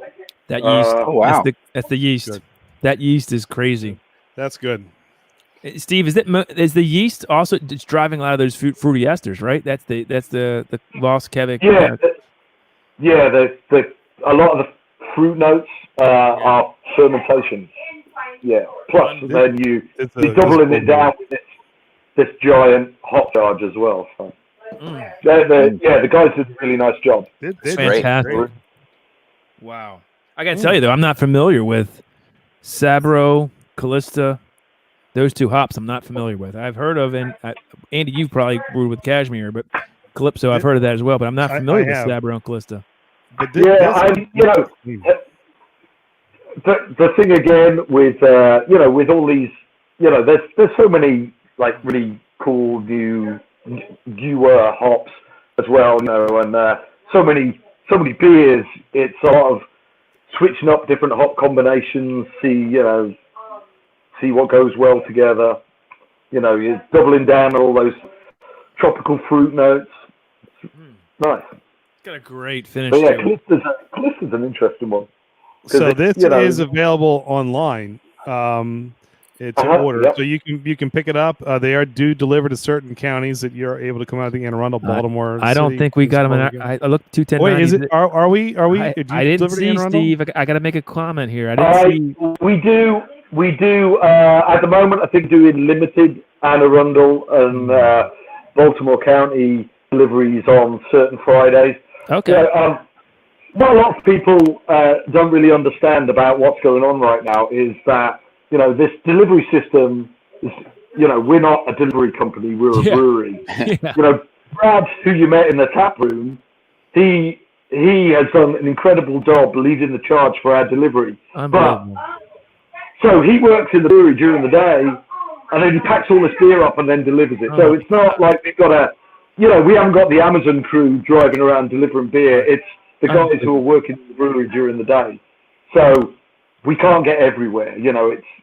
There's only certain places we get to. It's one of the reasons we wanted to bring you on, Steve, is because we thought about this too. Is outside of just making fantastic beer, and it's good guys making good beer, which we love over there. We want everyone out there, whether you're in Maryland, whether you're in Oregon, whether you're in Texas, support your local breweries, because this is a time now where it's really neat to take advantage of all the amazing stuff that you have close by. I mean, because the big boys are going to deliver regardless, but the breweries that aren't delivering to 50 states, this is a great opportunity to go out and taste some amazing things. Like I've had a bunch of stuff from Oliver's, but when I went online and I said, well, what do we have available?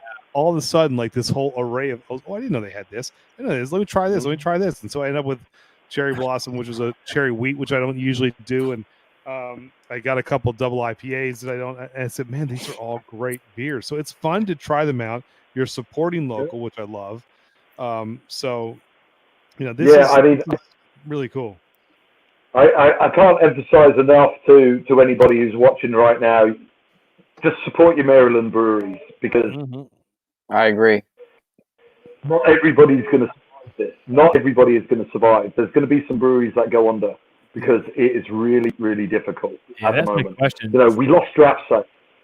I can't tell you how much beer is going to get destroyed because draft just went away overnight. We were just before the start of baseball season. Yeah. So production was all geared up, ready for this, and then it didn't happen. So we're the size that hopefully we can ride it out. Some of the smaller ones might not be able to. So get out there, show some love for your local brewery, because they're busting their butts trying to make great beer, and it's really tough at the moment. A lot of people don't understand there's not a lot of profit margin in making beer, so you have to sell a lot of beer to just pay the bills, keep the lights on. So we went to a very small brewery in Delmar, Delaware, called Third Wave Brewing. I don't know if you've heard of them or not, Steve.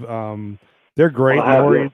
Lori is fantastic. They were the first female-run brewery in the state of Delaware. Yeah, great people. And she said they had a hard time getting a lead brewer when they were in their infancy stages, just because they couldn't afford to pay his salary, who wanted to come on board, because it's hard to make money.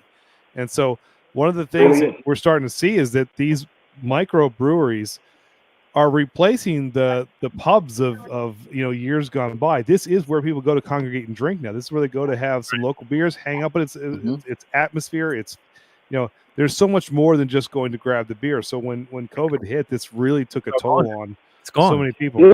So we really do want to push. That's one of the reasons of having you. We want to push people out there, like go support Oliver's and support all the good stuff that you're doing. Drink local, drink Maryland, and drink wherever you're from.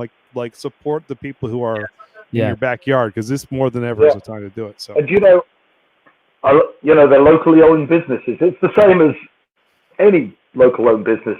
Be it a restaurant, be it a record shop. Get out there if you can do it. Help them, because a lot of people are really hurting right now. Absolutely, I agree. And Scott's right. Tip your delivery guy. So. Well, I got to tell you, this is good. It's a collaboration with Black Flag, who's another local brewery out of Columbia. So this is really good. I get tangerines a lot from this. Tangerines, certainly fruity here. I love that yeast, that Voskevik, whatever you call it, Queek. And Yeah. we were going to brew Omega yeast strain on that, remember, for our home brew.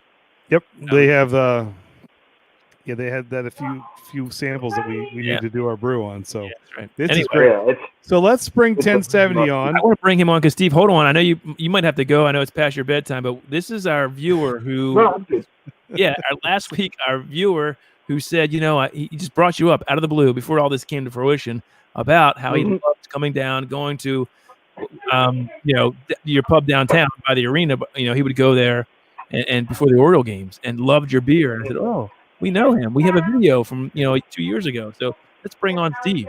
Yep, and just for the record, Steve, I wasn't the one who said Todd said it's past your bedtime. This is again another reason why Todd won't be allowed back in. Just want to make sure you. I'm not sure if you can hear all this weird noise in the background, but my son over there is playing Fortnite, and I told him to be really quiet, and he's not doing a great job at that. But, that's all right. Hey, this is the new normal. This is quarantine now. School tomorrow, so. That's right. It's all good. Hey, Steve. Hey, I'm Steve What's too. So hopefully we'll get too confused. Steve. How's it going? Yeah, Yeah. I'll remember that. Hey, Steve, how are you? Hey, So I'm doing Steve- fantastic. Steve, from Oliver, Steve from New Jersey. So Steve from New Jersey. Here's the brewer, the brewmaster of all the beers that you loved from coming to the Oriole game. Absolutely. There you go. You mentioned it last week, right? Yeah, 2 weeks ago. Yeah, I had I poured a glass of beer, and I had an Oliver beer glass, and I didn't even realize what brewery is from. And I'm like, what's this? I'm like, oh, it's from the Maryland brewery. So I really like the beers. If I recall the two beers I always go to, because I'm only there once a year, so I don't get to try everything. But I think there's one called 206 IPA. It's American IPA, and then I think there's a pale ale called Balls to the Wall that I really enjoy. Those are two great beers that I really enjoy from the brewery. Hey, Steve, Steve Jones. That wouldn't have anything to do with an Accept song from an old metal band, would it? I'm just wondering if there's any correlation there at all. Accept. Yeah, Wow. when I first brewed that, it was a combination of, it was gearing up for opening day, so we were going balls to the wall in the brewery. It means just going full throttle. Mm-hmm. I play Accept constantly because I absolutely love that band. And then balls to the wall, hoping that the O's would actually hit some to the wall. So, There you go. I love it. one beer. So back in the day, I just used to brew it for opening day, and then it was gone. Back when we were the brew pub there. So. Yep. Oh, and by the way, Dan's going to join us in a minute, so Dan, hang in the hopper. But he just said, I just heard about Beer Me. Get some local brew delivered. Yeah, that's what I've been using with Hysteria. What do you use for your order, Steve? What's that? Are you using Beer Me for your ordering system? Yes. Yes.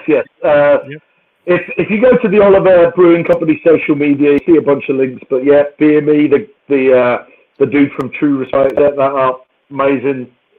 Done. Everybody, so much good being able to get beer out there. And of course we do local pickup we do pick up at the brewery as well.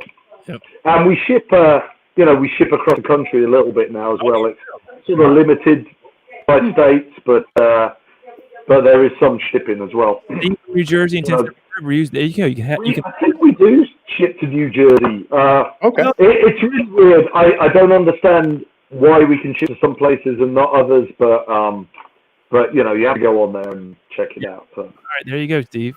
So Absolutely. 1070, Steve. Oh, there's two Steves. Sorry. Mm-hmm. What do we miss in our top 10 list? All right. What do we miss? I'll go over the ones that aren't duplicated. My cousin Vinny was mentioned, but that's that was my number one. So I had Galaxy Quest. You ever seen that? Galaxy Quest? No. Oh, no. Who's in that? Anybody famous in that? I think the guy who plays Monk, Tony Shalhoub's in there. Oh, okay. On the TV show, he's in there. That's the only one I can remember off the top of my my head. daughter just wants to say hello. I don't mean to interrupt. But, no worries. Yeah. How's it going? Everybody's up there. No school. I know. No school. Oh, and look, show the t-shirt. Uh-oh. I can't see it. Turn around. She's got an old school Oliver Brewing. Oh, nice. Very good. Fly the flag. Thank to get to bed. Okay. We're gonna get you a Def Leppard. I mean a 21090 shirt send over. 21090 shirt. There you go. Def Leppard. There you go. Nice. All right, Steve from 1070. What? I'm sorry. Go ahead. Mars Attack. Anyone? Mars Attack. Mars Attack. Yes. All right, good. Oh, well, yes. Mars Attack. Yeah. So good. Classic. Very good. There you go. Truman Show. Very good. I Jim love that Carrey. It's a comedy, but it's also a little bit of a drama as well. I don't know if it's a Todd comedy. I don't know. I like that. It's not a Todd comedy. I don't know either. Yeah. Let's see what else. Office Space was on there. Mrs. Doubtfire. You've all heard of Mrs. Doubtfire. Very good. Robin Williams. Very good. Hey, Steve, how was the English accent from Robin Williams? I thought he did a good job, but I don't know if it's authentic. All right, just check and see how authentic it was. He was a master at everything he did, so you know it's going to be good. Yeah, that was a great movie. Although was he more Scottish in that? I can't recall now. I thought he had a. I don't know. I don't know. Do you guys go hello? I'm not sure how you guys say it. Yeah, we don't know the accents around here. That's the only line I know for the movie. Pin it down. We just know how to say hun. We have the East Baltimore accent, hun. That's we'll see if he can do that. That's right. All right, Steve, what else you got? Anything? All right. I think I got two more on here. I got Robin Hood Men in Tights. Yes. Great one. Fantastic. And my last one I have, it wasn't the number one. This is out of order, but Major Pain. All right. Great movie. Yes. Fantastic. Yes. Yeah. Very good. Very good. Well, what are you sipping on tonight, Steve? Tell us before you.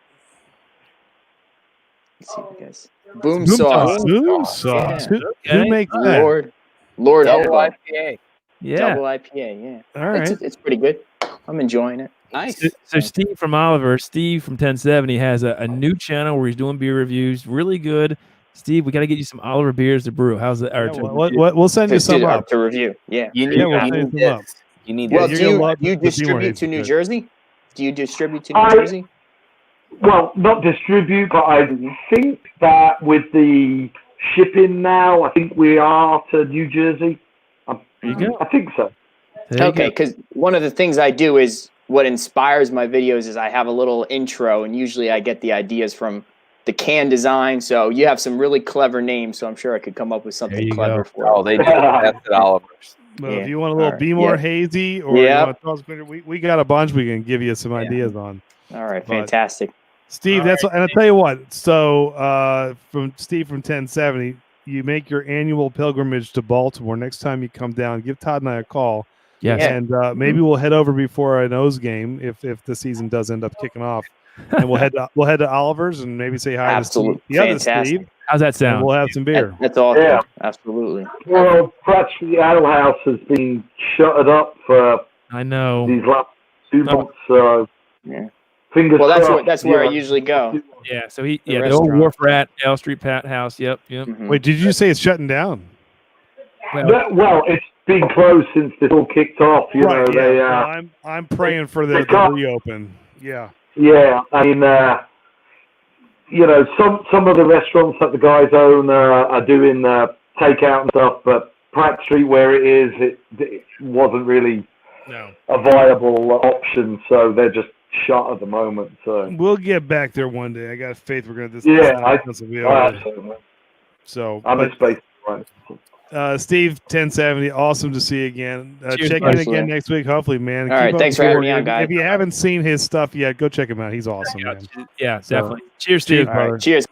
All right, guys. Cheers. All right. So I got another person to bring on. Steve, I'm not going to lie to you. He's one of the most entertaining people that I know. He doesn't always show it, but we'll see. But another local Maryland guy. Yeah. So Dan, what's up, man? Dan, meet Steve. Steve, Dan. Hey, Steve. Hey. How are you? Good, man. How are you? Good. Thanks for staying up late tonight. Appreciate you hanging out. Exactly. There you go. So he's out in Frederick County. So the couple cool breweries out there, even outside of Flying Dog. You got some other good. I had a beer, Dan. I want you to check out. I think it's Idiom. Is that the name of the brewery from right up? We just picked up I just picked up a bunch of Idiom beer Sunday, and Idiom's real close. I mean, they're all within 5 minutes of my house. It's awesome. Dan, here's the power of marketing. I picked up this 4-pack of a double IPA for no other reason other than it had a picture of a shark on it, and I thought it was funny. There you go. So I bought it, and it was fantastic. I was like, stupid marketing. Like, there's no reason for me to buy this other than it has a big picture of a cartoon shark. But that's and I'll be darned if it wasn't absolutely fantastic. You guys nailed it earlier. The can right now is what makes some people pick it up and say, I'm just going to try this. I don't even know what's in it, right? If you don't really know what the hops are, you just go, hey, the can looks cool. Why not have this one? So, well, then let me ask you this, Dan, before we jump on, because we got Steve too. Would this be something you would buy, a beer called Pour Some Lactose on Me that has, come on, fire me up on the back? Or Hop Till You Drop? There's a certain brewer from Oliver's I've been trying to get to rebrew this thing for a while that hasn't happened yet. I'm just saying. Story real quick. I think it was some more Oliver Brewing out in Frederick, so 100%. Bring it on. Hey, Steve. Here's the thing. Here's something that you're gonna cringe because you're a brewer, a brewmaster. Andy saved one of those beers. The Pour Some Lactose on Me. Andy, when did you open that up? What was it like? Maybe 3 weeks ago. 3 weeks ago. It didn't age well, unfortunately. I'm not surprised. Well, it said lactose, didn't it? It's not supposed to. The point was we were doing our favorite bands of all time, and so I was like, I'm going to crack open an Elysian Pale. 2 years old. And I'm going to crack open a Pour Some Lactose. I mean, I literally said no one in this world is drinking 2 Def Leppard beers at the same time. But they were 2 very old Def Leppard beers at the same time. Yeah. So unlike the albums, it didn't age quite as well. So I definitely felt like a little bit. Though. You still enjoy it. Heck yeah, I drank both of them. I'm not going to get those back. But it just lost all the hops. But I will tell you that the Pour Some Lactose was so good, man. Come on, Steve. It was amazing. Bring it back. Pressure to have him bring it back for us. Come on, Steve. I can tell you, Steve, too. The Be More Hazy is flying off the shelves out here. All my friends have just been craving about it and just saying how awesome it is. I haven't had it yet. I'm dying to get some. So you got to get it. It's Dan, really you got good. to. And it's absolutely fantastic. Yep, you got it. Good. Thank you. There's more coming. It's doing really nicely for us. I'm really, really happy how popular it's been. It's been great. Like I said, we just canned it again today, so there'll be a fresh batch out and about. So should be able to get hold of it. Fantastic. No, really. Is it all right to ask a brewing question? Yeah. Oh yeah. Oh, cool. Yes. Yeah. That's kind of what I've been waiting for. So I'm good. Just like everyone else, right? Just a couple amateur brewers out here. We've only done maybe 5 or 6 beers. We've tried some hazies, really tough to do, right? A lot of different hops, and we've really kind of been trying to perfect it. But right now we're actually doing 2 different shandies. So we just did a regular lemon summer shandy, and then we're gonna do another one this weekend where we really like to try to introduce some other fruits to it, some other flavors. Whether it's some berries or kind of like a strawberry lemon type shandy, but I really can't just figure out like when would we put a strawberry flavor in? Would you boil? Would you put it in a fermenter? Would you put it in the bottling? And then how do we not ruin it, the fermenting phase with strawberry or something? It depends what you're adding. If you're adding like a flavor extract or if you're adding like a pureed fruit, because obviously. You're adding a pureed fruit, then you're adding some fermentable sugar as well. So, we like to when we do them, we like to add them during fermentation. So we'll at least, we'll get some fermentation out of those sugars. Some of them we also add, do you know the amaretti natural extract? Yes. That brand of natural extract. So we might double up with some fruit in fermentation and then add some natural extract later on as well before we send it to bright tank. But yeah, you just got to be careful with fruit ones. I'm sure you've all heard the stories of cans exploding all over the place because you got those fermentable sugars end up in the can. You've still got some yeast in there. You get secondary fermentation and then pow. So got to be careful. So if you if you put the puree in during fermentation, do you cut back any other sugars or anything else that you're putting in, or no? You just work it into in terms of what you want to get out of it. In terms of fermentable sugar for alcohol, you just got to figure that in your calculations. You'll see what the bricks reading is on the puree, so you'll know how much sugar you're adding. So just take account of that. But no, I mean, obviously, depending on how much you use, you'll have a little bit of a dilution factor because you're adding a liquid to your fermenting volume, but you're also adding sugar. So you just got to make the balance. Okay. But if there's not a can production, it doesn't matter too much. Yeah, no. Just do whatever you want to do. Not yet. Thank you for that. Wouldn't that also, if you're putting the fermentables, the puree before it's fermenting, it's going to change the flavor profile completely, though, right?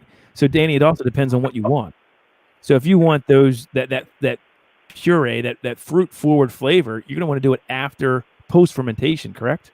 Yeah, which is why I'm saying you can get the extract and sort of double up on it as well. Okay. So you will get, you still get the fruit from fermentation because the fruit flavors aren't just related to the sugar that you're adding. Okay. So you'll still get flavor, but it depends. There are a lot of different styles of fruited beers out there, from some of the crazy ones which have got so much fruit in it. It doesn't look like a beer. It doesn't taste like. I think the cherry blossom you said that's got a very modest amount of fruit in, and we use cherry juice in that. So it's not and it's dark cherry, which gives color without that much cherry flavor. So it depends what you want to get out of it, really. Got it. Makes sense. Yep. Dan, what they're both trying to tell you is you really don't have a chance you're going to screw it up. So I just want you to know that. we screwed you up pretty bad, but you know what? You love brew and you try it again. So that's the fun of it. We, the first couple of batches we did, Todd, we thought were so good and they were so terrible. I mean, it does take a while for you to start to, when your friends actually start saying, "Hey, I like this, let me have another." That's when you know you're starting to do good. It's when they come back for the second growler. That's when you know you got a good beer. Exactly, because for a while it was like, yeah, this is good. I'm gonna finish. You've never taken 10 minutes to drink half of a beer before, so you know that your beer isn't that good. Steve, I got a coconut brown ale just fermenting right here. It's going to be glorious. Well, Steve, a local thing. We used to. Dan's one of the guys with us, but we used to go every year for the Baltimore-Pittsburgh Steelers game up in Pittsburgh, and we would always bring beer that we brewed up there. And the first year, no one really drank our beer. As we got into like year, we did. As we got into years well after, 3-4 years down the line, people were like, "Yeah, come on, we're sharing it, we're having a good time." So. You remember the floaties you were talking about earlier? That's what I remember about your beers. You had all the floaters in it. We made it before they were yeast cakes on steroids, man. They were bad. Anyway, hey Dan, one thing, going back to the fruit as well. Obviously, if you're adding it in fermentation, it's got to be aseptic.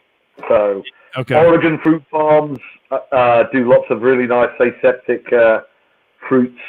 Because obviously you don't want to introduce contamination in that stage. So. Well, what about the amaretto, though? If you're doing that post-fermentation, would you have to then, is it if you're taking it right from them? Sterile extract. That's what I thought, yeah. Danny, just go with amaretto. You'll see it on Facebook. If you just Google them once, you'll see them on your Facebook ads. Like amaretto? Yeah. Okay. Yeah. They have purees and extracts and everything you want. Okay. Yeah, they do a lot of good stuff. Hey Dan, we'll review it on the live stream, man. If you want us to unveil it, we'll send it over. We'll put the pressure on you. You brew it, and we'll drink it online. We'll bring down a variety pack.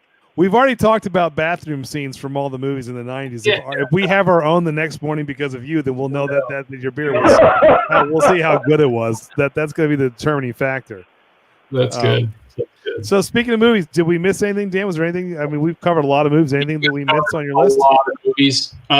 Just I won't repeat a lot of John's. I hate to say, if he's still on, I agreed with a lot of John's. That's not very common there, but good job, John. But for some old school classics like that are comedies was Little Giants and Sandlot. Yes, the Sandlot. The Sandlot. Yeah. So, I mean, those are classic 90 movies or comedies, but they're not like Ace Ventura type comedies, right? But they're good. So, run that by Todd. Sandlot a comedy, Todd? Yes. Yeah, I think it is. He thinks so. So he'll give it to you. He gives you the nod. Yes. Sorry. That's awesome. Perfect. So, well, cheers, guys. I'm drinking a little. Cheers, man. Yeti tonight. Hey, Dan, I want you to pick something up for me, if you don't mind. There's a distillery right by you that does a whiskey with flying dog barrels. And you're gonna have to give me the name. Dragon something right next to you. Dragon Distillery and 10th Ward are the two big ones out here. Yes, it's Dragon. They have a bourbon I want to get my hands on, so I'm gonna have to give you I'm gonna shoot you a message, see if we can't find a way to score one of those. Ruthie's very tapped in with them too, Andy. So when things get up and running, she's there a lot with the owner and stuff. She knows this guy well. Score. I love it. This is how we connect. Love it. And Danny, when you're down here, we're gonna go visit Steve at whenever this is over. Oh yes. People, let's go support Oliver and let's hit their tap room and have a good time. Right, Steve? Todd's not invited as of yet because of his list, but the rest of us will go and have a good time. Yep. It'll be fun. I'm coming. It's all great. Right, hey, thanks so much. Good to see you, brother. All right, talk to you all later, okay? Love it. Bye-bye. Cheers. See ya. All right. Well, I would say for the most part, this has been pretty successful. I've enjoyed Steve, thank you so much. every bit of this. We can't thank you enough, Steve. This has been really, really awesome. Anything else you want to tell us about things coming up from Oliver's? I will say this: Todd and I are going to do. We don't typically do this. In fact, this is hard for me to say, but we're going to be doing our first solo reviews. Yes. And we'll do that. One of us will do the Delicate Bubbles, and then we've got possibly one of us will do Be More Active. Yeah. Right. And then we've done Toss a Coin to Your Brewer tonight, but maybe we'll even see if we can throw that in there as well. I love the yeast. I love it. It's a fantastic beer. That's I mean. And truth be told, I'm still standing by Be More Active. I look forward to seeing what you guys think of them. Like I say, the Be More. There's some nice little details on the can. Obviously, Be More Active, the running with the dog and stuff like that.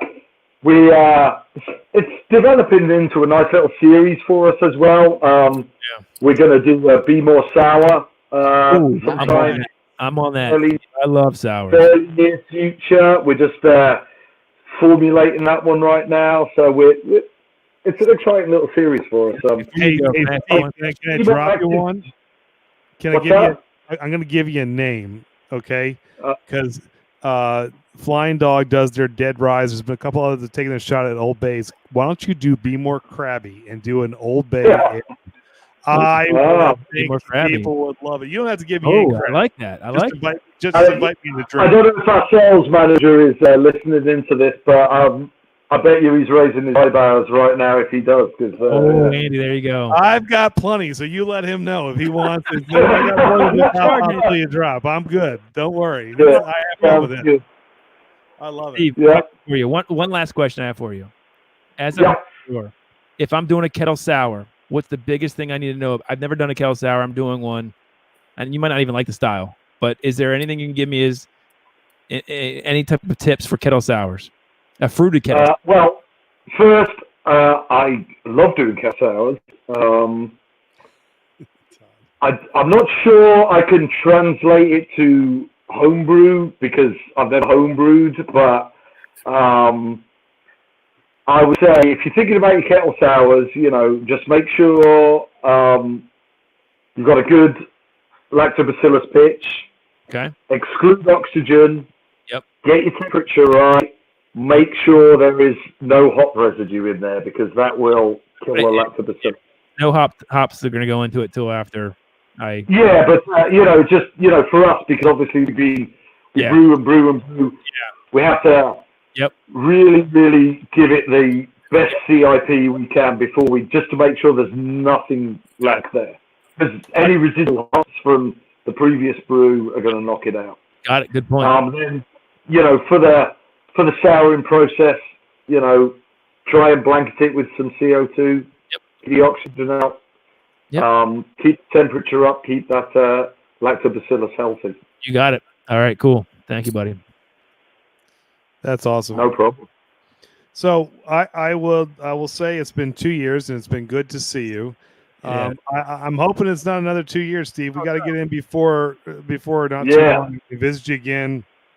Give the YouTube world a proper look at all the great stuff at Oliver's, because great beer, but good people too, man. It's just we appreciate all the stuff you've done with us, and we really honestly can't thank you enough. Support your local breweries, guys. Please go out there and support local, drink Maryland if you're from Maryland. Yeah. And check out Oliver's. They've got some really cool stuff. And I mean, my new favorite beer right here. I just found it tonight. Be More Hazy is fantastic. That is just so good. It's my favorite of the two tonight. I'm still going to give the nod to Be More Hazy. Yeah. I think your part was perfect. Maybe it was the Black Peg part that got me a little bit on the other side. So, there you go. No, I'm kidding. Black Flag also very good. They make some great stuff too. I mean, there's a lot of really good local breweries out here. So do not be afraid to go out and check them out. You know, a lot of good breweries, a lot of variety. You know, there's a lot of good stuff. There's a lot of good stuff coming out there. You know, and we're not just talking hazies. You know, you're talking Diamondback with their lagers. You know, Union does incredible things. There's, I'm lucky enough to do a bunch of stuff for Brewers Art as well, who are, you know, one of my favorite breweries. Yeah. Locally. They were one of the original microbreweries in Baltimore. They were real. Yeah, we get to do some contract stuff for them for Canon, which I'm really happy about as well. There's a lot of good beer out there, so a lot of the new guys as well. So some cool Brewers stuff. Art's been 20 plus years, because I do remember going in there with Todd. You were with me. We went in there, dark basement. We go downstairs where we asked for a beer. And we were like, a couple Miller Lights. And like, no, we don't do Miller Lights. No, we don't do that here. They said, here's our beers. And we're like, what the hell is this? This isn't Miller, Coors, or Bud. I mean, how times have changed. Oliver, 1993, right, Steve? It was so foreign. Oliver, 93, Oliver, 95, I think, Brewers Art. So. Yeah, so Oliver. Yeah, we've both been around a long time. So that's awesome. Coming up on 30 years. Fallen down their stairs many times. So. That's really cool. But no, we can't thank you enough, man. We're definitely going to do this again real soon.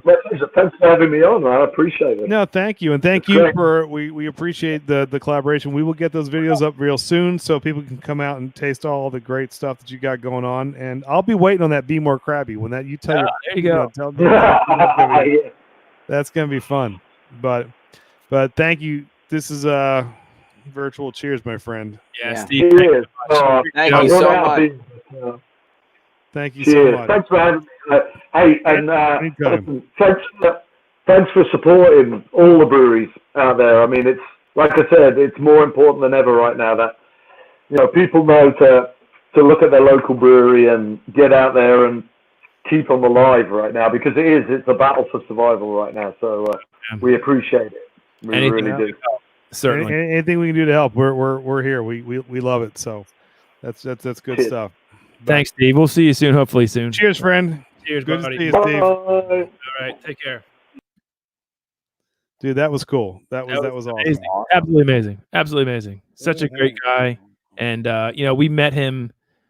Oh God, Andy, how long ago was it?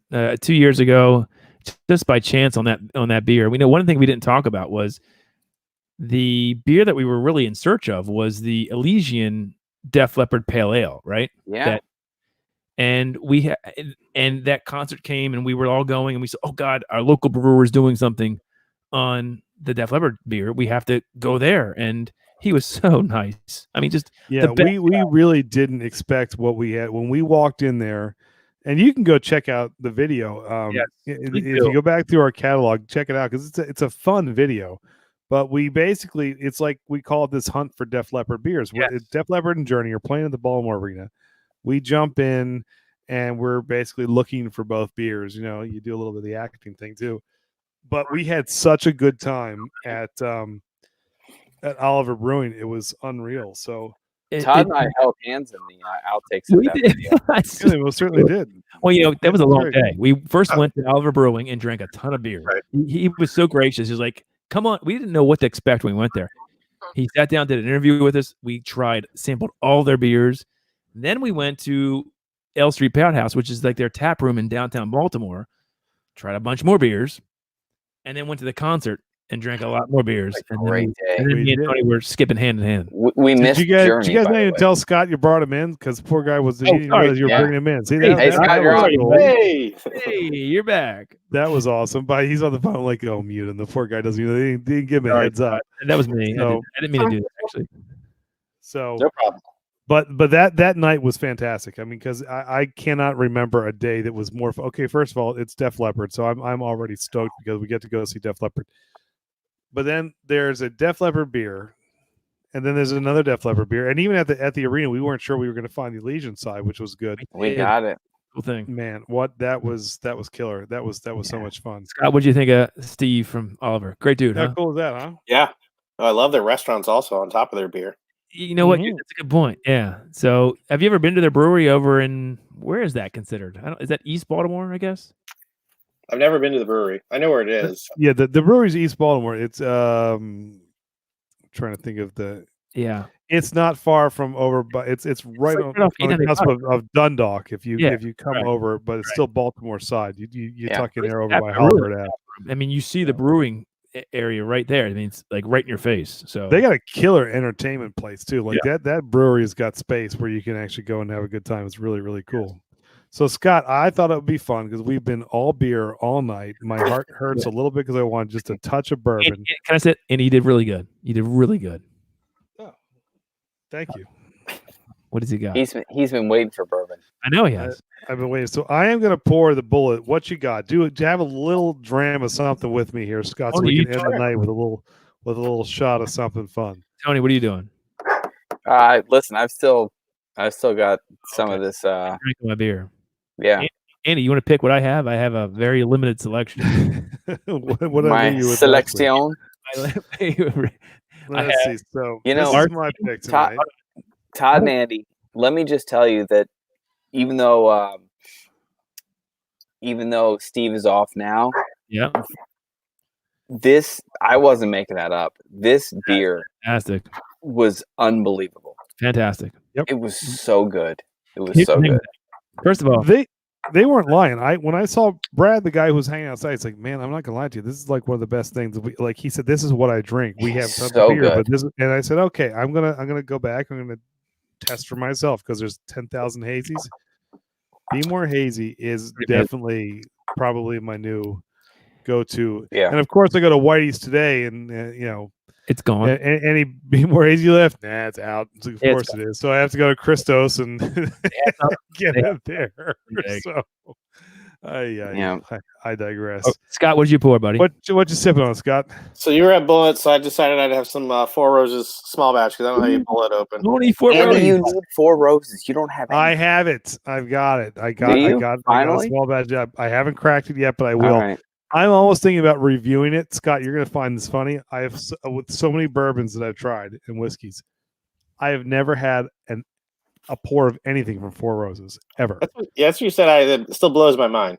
I know everyone's kind of like, what are you talking about? I mean, and it's still kind of weird to me, but so I did go out and I got their small batch, and I'm going to go ahead and do a little pour. I'm thinking I might as well say that story on a video and actually review it raw for the first time. And you need to go for it. Where's your? Because they're very high in their rye content too, aren't they? Scott, I think it was 35% rye. Like, they had a big rye bill. Higher than a lot. Yeah. So I'm assuming there's a little spice which would kick in there too, which would be nice. Which is probably what I like about the Bullet. So yeah. All right. Scott Cheers, or Andy, can you pick what my dram is going to be? Ready? Oh yeah, we got to let go. So Todd, what do we have to choose from? We've got Larceny, right? 90 bar. Ready? Larceny, the regular Larceny, 92 proof. Evan Williams White Label. Wild Turkey. You leave that there. 101 or regular? No. That's your college days shot mixer. So Yeah. you can leave that on the bar. Rittenhouse Rye. And Jim Beam. Regular Jim Beam. That's what we got here at the 270 bar. I would go with Larceny. Yeah, buddy. I would too. Yes. I would too. Have you been able? Scott, I haven't found the B520 yet. By the way, from Larceny. No, I don't know if it's hit Maryland yet or not. Tony, what are you drinking?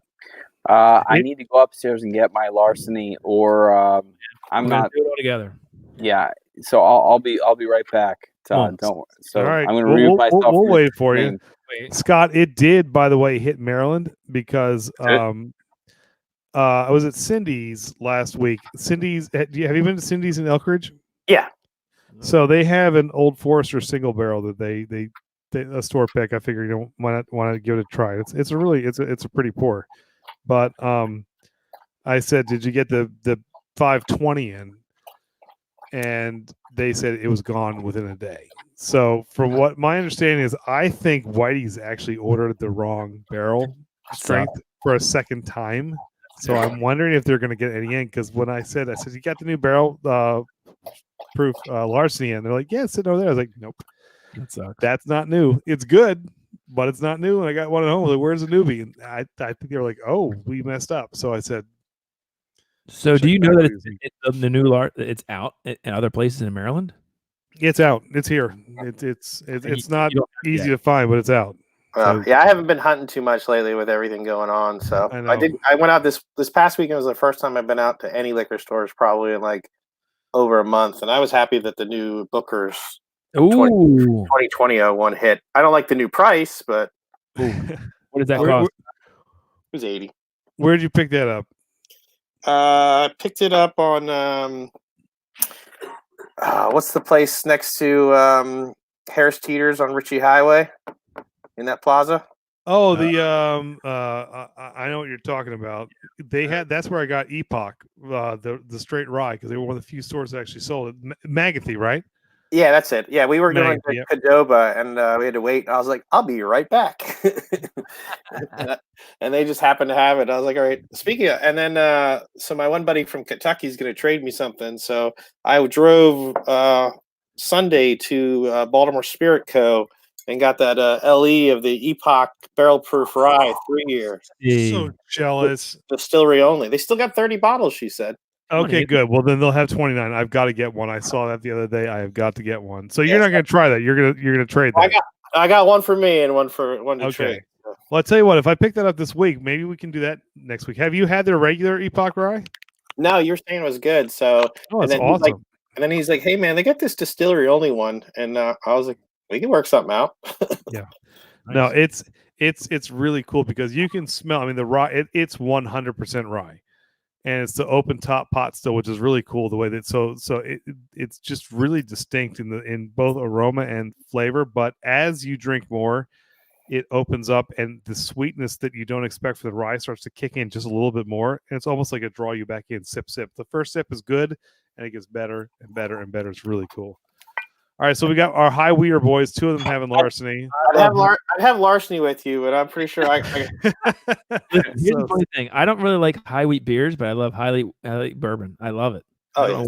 Completely different. Yeah. Absolutely. Because the high wheat beers will still put a little hair on your chest there, Todd. So, I mean, bourbons. That Larceny is Andy. Thank you for the bottle. Andy bought that bottle for me, or you left it here. And it's for you. You're a good friend, Todd. Thank you. So you're worth a bottle of bourbon in my book. Scott. Okay, Andy is the behind our channel. He is the bourbon aficionado, and whatever. I am not. I beer and brew. I love whiskey. If you had to say, you saw my choices. When I go to Whitey's, what is the next bottle that I should get for? Think about my palate. Think of who I am. I like whiskey. I want to learn more. What's the next whiskey I should get? What's the last one that blew you away that you're like, I got it? That Wild Turkey Reserve. I love Rare Breed. I love that. And then Andy, that Wyoming whiskey, that Wyoming whiskey. Yeah, Wyoming whiskey is good. And what's your price range? Doesn't matter. He's fine. 50, $60. I don't know. Spare no expense, Jurassic Park. A ton of money. I just scored. Hey guys, here's the Burley Oak Dreams that were just for the May. I scored all of their dreams. It cost me a fortune on their, but I got all their dreams for this May release. So, and that's one can, then you're done. So this is what I like about bourbon. It lasts a long time. But, I'll pay. If it's good, I'll pay for it. So sure. No, I'm with you. So Todd, I'm going to give you my suggestion. I'll let Scott give you his. But Scott, we got a question for you actually. Oh, there it is. So Dickie Dad said, curious, what's Robot Scott's MVP of bourbons on his shelf? I'd love to hear this. Before you answer, Dickie Dad has been with us from the very beginning of the stream. So shout out to him. Please support him because he's been here from the very beginning for 2 hours. Awesome dude. Sorry, go ahead. So my MVP, open or closed? Go both. What you tried and what you want to try. So I got a bunch of stuff that we got that is like we keep waiting for special occasions and we need more special occasions because I'm not a collector. But I got a lot of stuff that's not open. It's really good because I'm like sticker shock of what I didn't get it for that, but if I open it, it's no longer. I know.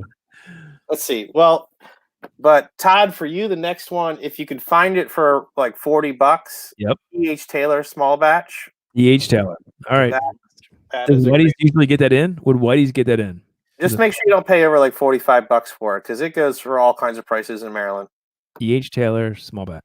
So it's one of the two first bourbons that I bought that hooked me. So the Knob Creek 120, 9-year 120, and the E.H. Taylor Bottled and Bond were just so. Wait, is that the same thing as you said? E.H. Taylor Bottled and Bond. Okay. Yep. And then what's the other one you said, Andy?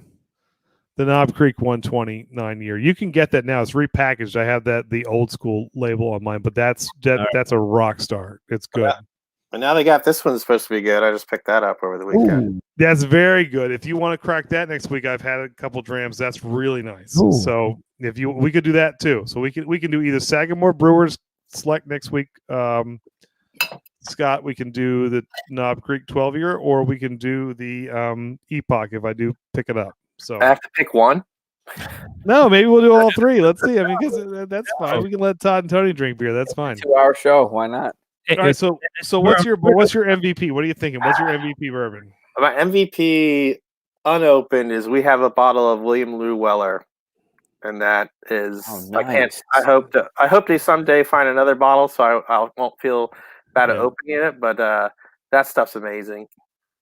How aged is that? What year is the Weller? I got that one. We got it. It's either 17 or 18. I don't remember. Nice. That's awesome. Yeah, we had it for a little while. I won a stag this year. That's about half gone. That was. Oh, you do? You have a stag? Yeah, that wasn't. But it's like the worst year to get it. So. Well, Stag Junior is better. I think Stag Junior is fantastic. I've got 2 batch 12 sitting here that are just. Oh, you got the best batch then too. Besides, they're like dynamite. 12 and 9, and then you have to go back to like 3 or 6. Yeah. But yeah, I've been looking for a stag, but I keep finding it for $100. I'm not paying that. No, that's great.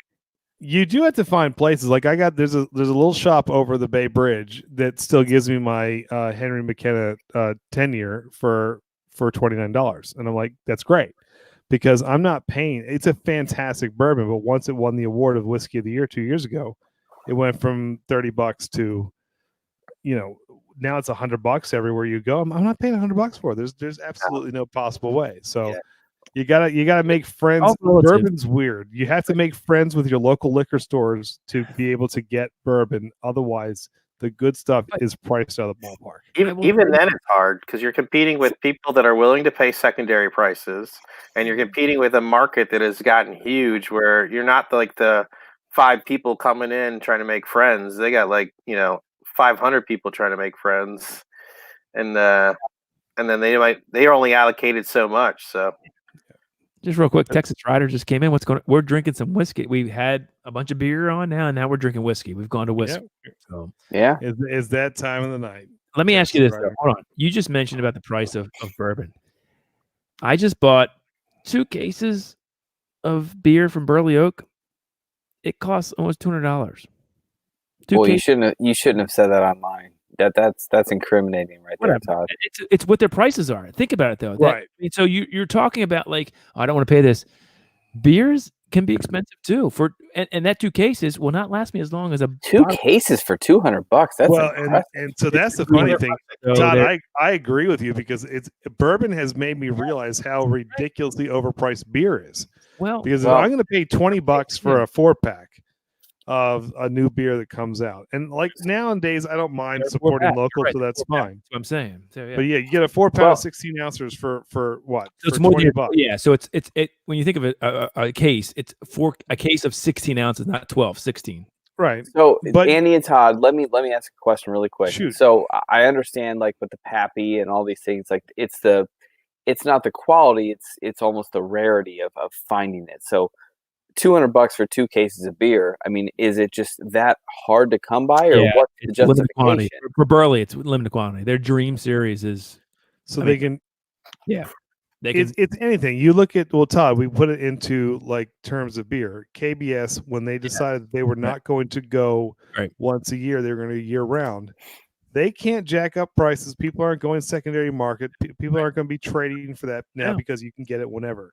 Right. Now you talk Bourbon County Stout still once a year, or CBS comes out once a year. Now that's kind of defunct. People were like, "Yeah, I'll wait in line overnight." It's just there is supply and demand. But some of the bourbon, what I'm thinking, like Todd just said, $200. I'll spend $150 on the new, Old Fitzgerald 15-year bottled and bond. If I got that for $200, yeah, I'll do it. So here's the thing. John Hill, who was our friend from Idaho, just came on. He's the one Andy gets us all the Bottle Logic and Fremont. He knows he's got some dreams coming to him soon. I know, John. What's up, man? John is a beer guy, but what I'm saying is beer costs. I mean, Robot Scott, you pay a lot of money for your bourbon, but beer's not cheap either, man. Yeah, but it's a difference of like with bourbon, like there's a secondary market. And then there's also like some liquor stores selling it for secondary prices or more. So the beer, you most likely you're going to go and be a small range of price at all the stores. Where like I just saw the Larceny Barrel Proof and the 1-star walked in for $200 for the first version, where I paid $59 for it. So that's a good point. That's a good point. The other thing is it's similar in supply and demand, but it's different with the other stuff. Right. But bourbon can also put your kids through college, because if you buy a rare beer, it's going to go bad after a while. This is going to last you for a long time. You don't open it. I mean, this is something in some cases you don't get again. Yep. So people are willing to pay that price, and there's so many people flipping bourbon now. It's true. Kind of made the market a little bit crazy. Yeah. That was my other question. I mean, you can keep bourbon on your shelf for 10 years after you buy it. I mean, that Burley Oak, 24 cans of beer. I mean, how long can you keep that on your shelf? Exactly. You want to drink it as quickly as possible. Yeah. So John wants to know if we've had Angry Chair before. Todd, have you had anything from Angry Chair? No. Where is that? He's sending us some Bottle Logic soon. So is that from Idaho? Where is Angry Chair? So John, is that a distillery or a brewery? First of all, I'm not even sure what Angry Chair is. So you'll have to let us know, because I'd love to learn more about it. John Hill is Syracuse fan, 1982, I think. Instagram. He is he loves craft beer. I don't think it's about whiskey. He barbecues and drinks beer. $500 beer on secondary market in February. Wow. Holy cow. Well, that's I'll be hard pressed to pay for a $500 beer. Wow. I have just not heard that. I need $500 beer problems. Yeah. Hold on. John is our good friend. He sent us really good beer. So let's. Oh, sorry, Andy. Go ahead. Yeah. That's all right. Are you sending us the $500 beer? Yeah, give us some more information on that. Yeah, we certainly will take it. I don't think he's. That's awesome. So Florida. Sorry, Dickie Dad said it's out of Florida. So that's okay. All right, that's cool. Dickie Dad, where is Dickie Dad? Dickie Dad, where are you located? He's a whiskey and beer. Was he more? I think he's more of a whiskey guy, right? He's a whiskey guy, not beer. He's whiskey. Well, and speaking of whiskey, Texas Rider, if you're still on too, I'd love to. If you've had anything, correct me if I'm wrong on this, Scott. Balcones or balcones? How do you say it? I say balconies, but I don't know if I'm right or not. Okay. All right. You can correct his Texas writer, but there's a couple more from balcones or balcones or whatever. I want to start trying. They've got some good stuff. Yeah. We're in overtime, right? I got to go to the bathroom, so. Todd has narrow urethra. He's got to go to the bathroom. He's fine. Yeah. Go ahead. That's the best part about whiskey. Less bathroom trips. Exactly. That's so true. We'll convert him if not yet. Poor guy. He's tough on long plane rides. So yeah, Andy. I mean, you talk about the brewery in Florida here. I mean, Florida's open, so I mean, people can actually go to these places now, and I'm jealous right now. I gotta look this up. Angry Chair. Angry Chair. I wish I could go to where in Florida, because I'm going to Florida in 2 weeks. So tell me where. That's what I'm looking up now. So Tampa. Go figure. Okay, I'm going to Jacksonville. So. Never mind. All right, so isn't Cigar City's Tampa too, right? So you could literally hit this Angry Chair place and Cigar City. That's a heck of a good start in a Tampa Bay little brew project. So not bad. I'd like that. So anyway, Scott, what did you decide on? What are you sipping on? I still got the Four Roses Small Batch Select. That's right. Sorry, I've already forgotten. So there you go. Yeah, that's what happens. That's what happens at the Are you guys interested in doing a blind flight one night? I'd love that. What are you thinking as far as ideas for it? I mean, I could set it up if you guys don't mind with the quarantine. I'll just drop it off somewhere. We can figure it out, and you can distribute it between the three of you, and then. Yeah, I'm pretty sure that whatever is out there is killed by the quality of the alcohol anyway. So we're. You can wipe the bottles down with some alcohol swabs if you're really worried. I'm not too worried. That'd be fun. We've been thinking about doing something like that anyway.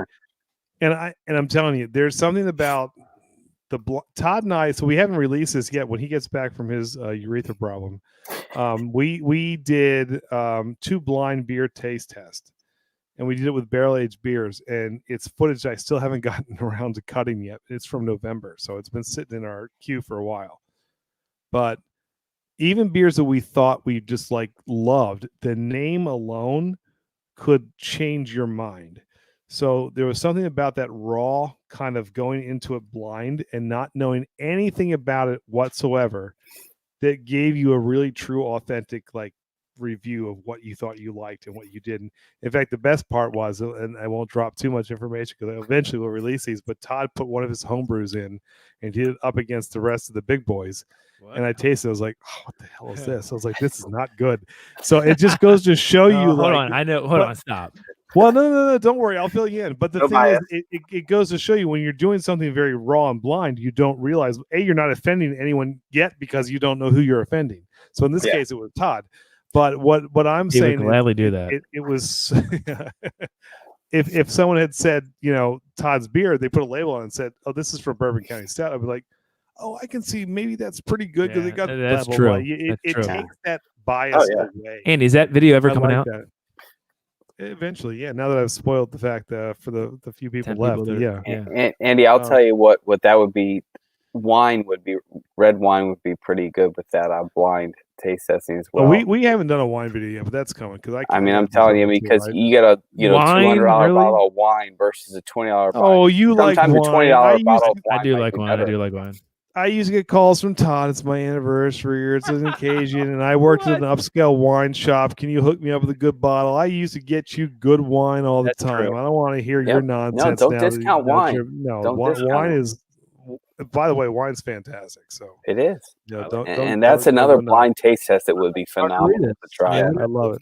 I like. By the way, Todd, Dickie Dad's a beer guy. He's not a bourbon guy. I thought he was whiskey too. I don't know why. I'm sorry, Dickie. I'm sorry. No, he's so sorry. He'll never have it again. He apologized. He thought you were a whiskey guy.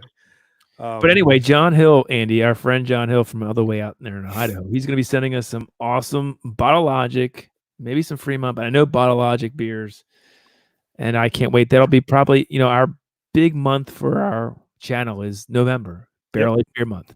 We've got a ton cellaring here, and now that Andy's really gotten into bourbon and whiskey, and I'm starting to, I can't wait for this year, Andy, because we need to blow that month out because we have so much under the cellar that are aging for beers, and then also whiskeys. It's gonna be awesome. We have a ridiculous amount of both now. So and I want Robot Scott to be a part of that. So Robot Scott, you got to be a part of this.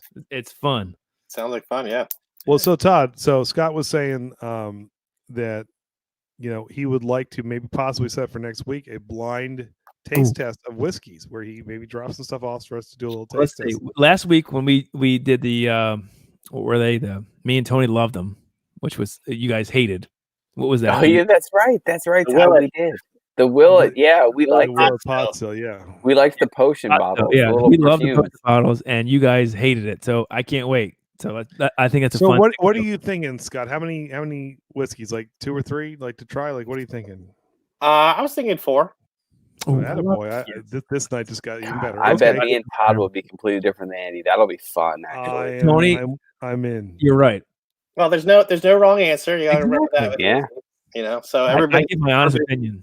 Yeah, everybody's palate is different. So, I mean, that's fine. I always tell people, if everybody's palate was the same, there'd be 1 whiskey, 1 scotch, 1 beer. Yep, we'd all be drinking Beam. So that's it's not a George Thorogood song. I'll tell you this though, me and Tony both had the same experience. We opened that little vial, and when I first smelled it, it smelled really hot or whatever, just not good. That's what it tastes like to me. Yeah. And then when we smelled it again and tasted it after an hour of sitting, it was not the same smell, right, Tone? It's not 100%, and that's weird, but it's true. I know you guys didn't like it, and did you have yours poured out the whole hour long, or no? I had mine out too, but there's other factors too. Even things, Todd, you know this from beer. It's the type of glass that you drink it out of. Sometimes a Glencairn glass can kind of. Mine was a Goose Island beer sample. Right. So I mean, it's just like I've got my Libby glass. This is kind of the. Oh no. It's kind of a modified neat glass from like. Andy, where can I get some trail? I need to get some glasses.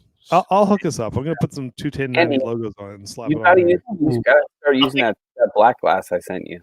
Oh, I have. So Scott, have you seen the Narlin? Isn't it? The Norland veiled, the black veiled glasses, the ones that had the refract, like the kind of like the mirrors in there.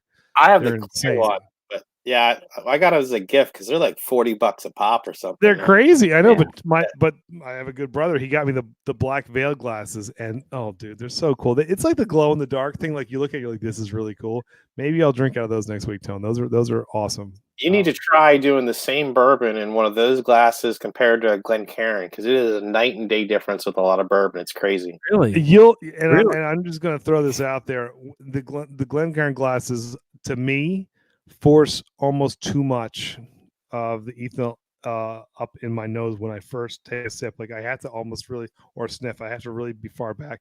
I like a little bit of a wider rim on this. I really like this. I want to try the neat glasses because even though they look funky, they look like they've got like a really nice way of delivering, like so you get the aroma kind of in there. But sometimes out of just good old fashioned rocks glasses, for me, I like drinking certain bourbons that way too, without anything in it. Like I don't put anything in it, but I like the way the kind of aroma comes up from a rocks glass. So with the maybe I gotta grow a little bit in this, but. Now, with the Glencairn, if you don't open your mouth, you'll get a lot of ethanol. So you got to like open your mouth and breathe through your nose and your mouth so that you don't get over. I don't want ethanol. They're so dainty to me though, because I feel like I'm really trying to like everything's like a little. Andy, what do you hold on? Back. I struggle with it. Andy, what are you drinking out of? This is a Libby. This is from the Kentucky Bourbon Trail. Scott, I have a Glencairn from the Bourbon Junkies YouTube channel. It has to be good, right? The Glencairn? Yeah.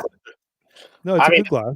I like them. Yeah, I mean, especially I got a ton of them on sale on Amazon for like $7 a pop. So that's my deal there. That's what I need. And then Tony, hey, Air. I have a water glass that I got from my kitchen cabinet. Island beer. Tony, you have a Norland glass at home, don't you? No, Andy, it broke. They're very fragile. It's okay. No.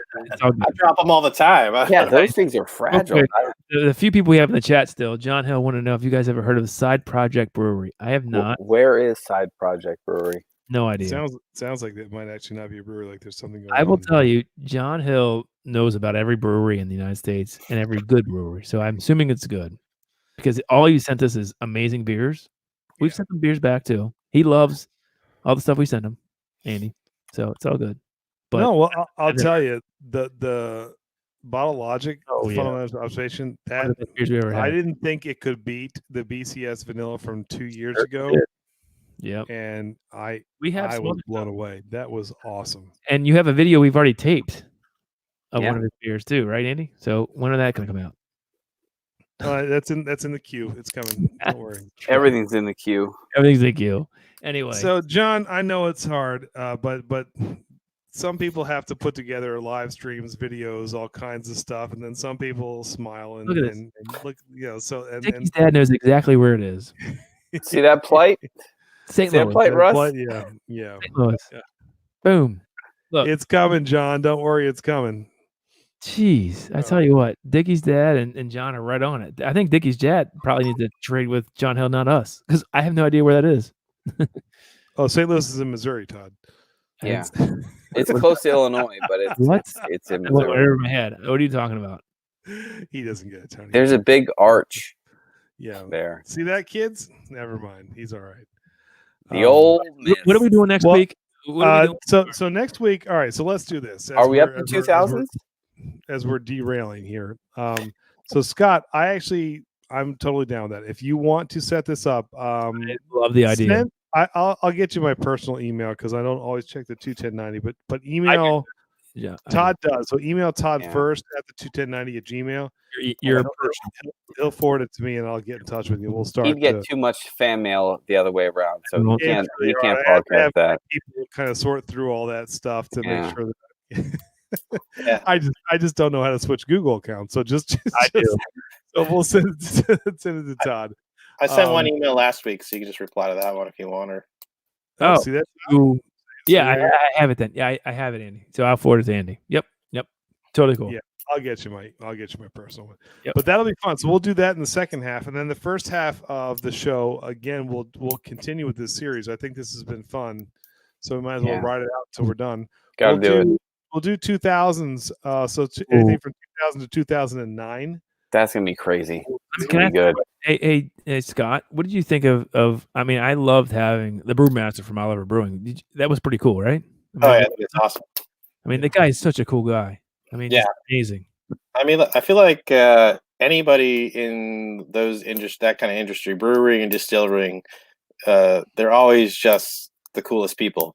But I mean, I guess when you're happy in your job, it makes it easier. Because how could that be a bad job? No, we have been now to. I mean, we've been to a bunch of breweries. We've had a couple people who we haven't even been able to get in the doors yet, but we've had conversations with. Right.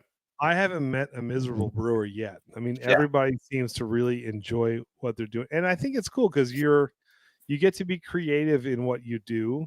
And unlike the one thing about I love bourbon and whiskey, but the thing is there's so much creativity you get before it gets funky and weird. Nobody wants to touch it. So you still have to kind of stay true to the craft in that respect. Whereas in beer, whatever you want to try, you kind of it's like throwing stuff against the wall to see what sticks. I mean, you can do it. And I think that's what's fun. It's eventually like, man, who knew that would be a good idea, but it works. So that's the fun thing, because if a batch doesn't work, it's gone, you start over again. Yeah. So I love that. Yeah, whiskey, you got to wait 6 years and open, or something. A couple. I mean, think about it, Andy. It was a year and a half ago. We were at Oliver Brewing, and Steve Jones was putting on his first hazy IPA, and now they've probably done 30 or 40 of them since then. Well, and I'll tell you, the pour some lactose on me that he did was great. It was a really tasty beer. So again, I will forever have this can. Yeah, it's just that cool. But the Be More Hazy and some of the other ones that they've been putting out since then, it's cool to even see how breweries can refine their crafts and make it even better, because they're really good. It's so good. Here's what I want to do. I want to get a distiller on as well, because I want to pick their brain about that whole thing that you know a lot about, and Robot Scott. But I also want to ask them from the perspective of a brewer how they merge together. I think that'd be really interesting. So how can we get a distiller on our live stream? I'll reach out. I'll make some calls. I think that'd be fun. And if people are liking the idea of every now and then of us getting the special guest to come on, that's cool. and just kind of because look, not everyone understands beer brewing in the whole 9 yards, and some people are on for the top 10, and we get that it's kind of a mixed bag, but I think it was really cool. Steve didn't have to do that. He definitely didn't have to jump on from the start and share like his movie experience and stuff like that. But it's really cool to have people come on and kind of give their stories and share a little bit, which I think is really fun. Yeah. So we'll do that. Scott, definitely. I will get in touch with you. I think setting up for next week a blind taste test would be a ton of fun after we went through the first full of top 10 lists. I think that'd be great. We get 3 samples of each of the 4. Yeah. Sweet. Andy, you can handle that, distributing them or whatever. Doing all the work. Well, we live on the same street, so it's not that tough. Scott, you, Tony, and I will do that, and then Todd can sit there because he'll end up taking too many bathroom breaks anyway, so it's fine. I took 1 bathroom break. It's been 3 hours. John Hill said, "Have things open back up where you guys are at?" Sort of, not really. Right? Is that the right answer? So Maryland's a funky state, so we're so much more jurisdiction based. Some counties are doing their thing, and some are not doing their thing. We're not there yet. We're not there yet. It's a slow open here. Let's just say that. Did you see the pictures of Ocean City though? Yeah, the 6-foot tube. The 6-foot bumper tube. No, not even that. Just the boardwalk last week. Yeah. I thought it was fake news until I zoomed in and only found 2 people with masks, and it was packed. Yeah. And that's why we have to be the way we are. Robot Scott, have you been to Ocean City lately? I go there all summer long. Oh yeah, my parents live there, so my dad has a condo. We basically live there all summer. Doesn't surprise me. No. So your parents actually are year rounders in OC? Well, they're in Ocean Pines, but yeah. Oh, sorry about Berlin. All right. Yeah. Complete total sidebar. You ever go visit the Rents in the winter? Let me know because I work with Worcester County and I am there all the time. So we could even hit up Burley in the winter and stuff like that. You'll have to let me know. I will be at Burley Oak this weekend. By the way. God, this is working out well. We're becoming best friends, and Todd's going to be completely shut out of the channel, and we'll replace him. You're right, Tony. I got you, Todd. TNT. Save the password now. I should have had you as my best man, not as Andy. Right? I made the mistake of the wrong. I was still there. You guys need. Oh, you're already going to Burley Oak. I was going to say you need to brought back from Burley Oak because I'm sure I'll hang out there. I don't know when we're going to go because I'm off all next week. So I go to Burley Oak in the summer all the time. I will say, Todd, we have not done anything with them yet. We really need to do that. I think they'd be open to it. We tried to approach them 2 years ago, and they're like, not really. They're like, hey, laid back. That might be why. With that, those guys are super cool, but they're like super laid back. They are very laid back. Like I love them, but we're not going to do anything special for you guys. Do what you ever want to do. And we're like, well, we wanted to be like you got that surfer mentality. They're back. We let them know now that we have our own top 10 show. They might change their mind. It's bigger than David Letterman. That's true. That is true.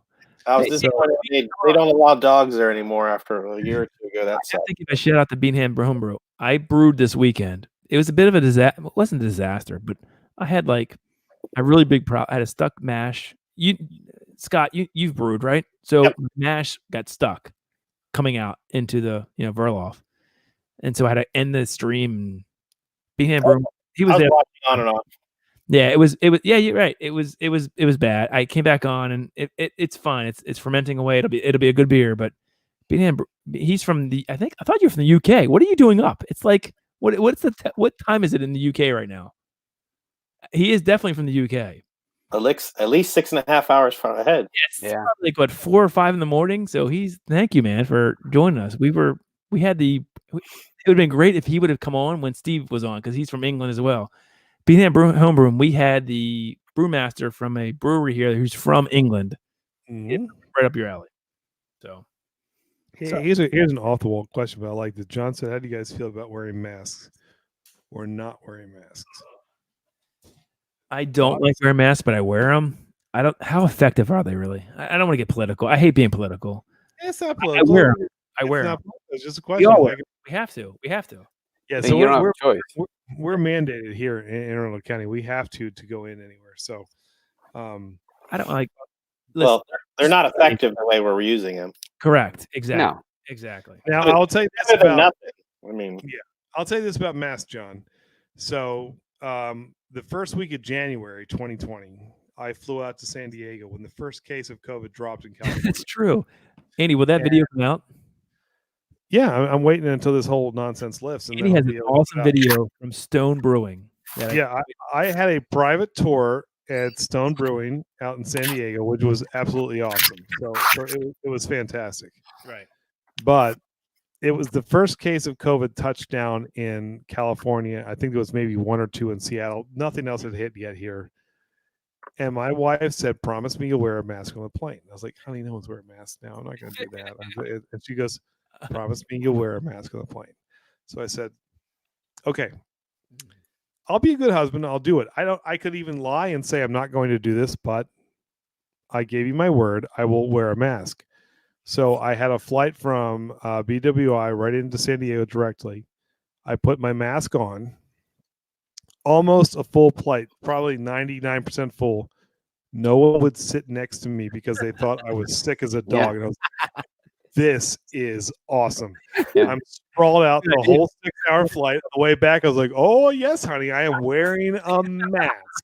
Yeah. Same exact thing. Nobody wanted any part of sitting next to me. So once again, leg room sprawled out. I was like, hell yeah, wearing a mask everywhere I go. Now I'm thinking we go into grocery stores and, if if a bunch of people run into your store with masks on, most of the time your alarms go off. Now it's just like, no mask?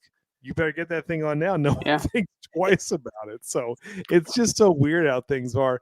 Tony, you even said the other day, what a great time to be like 18 to 20 and try and go into liquor stores and get beer underage, because if you think about it, no one's making you pull your mask off or just like hand the card. Yes, I am McLovin. Give me beer. Which will be which might be my top 10 next week. I don't like wearing them either. I don't know what to believe anymore. I don't even want to talk about it. It is what it is. I don't know. But Buzzkill Todd, we tell a funny story, and now you're bringing us down again. Beanham, hold on. Beanham is in the UK. He's getting ready for work, and how awesome is that? How awesome is it? Where else can you do this? We're drinking whiskey. We've been drinking beer all night with a brewer from England that's in Baltimore. This guy's in England. We're drinking whiskey now. He's still hanging out with us, getting ready for work. What do you do? You got to get up so early, man. I'm thankful you're with us, but I'm almost feeling bad you're up so early. Definitely not a teacher. Well, it's 6 hours ahead of us. It's 5, whatever. So what? Andy, let's get to work. 5. Well, I don't. Beanham Homebrew does. Anyway, we got some connections on Untapped. Hey, if you haven't found us on Untapped, we are on Untapped. We have actually a lot of followers on Untapped now, Andy. It's well done with the putting Untapped in our videos. It's working. Well, and so here's one more tease. So we're going to be doing 2 kind of separate solo launches soon, because Todd and I still can't get together quite yet. I miss Andy. I miss you too, buddy. But he really Scott, I really don't. I can get with him.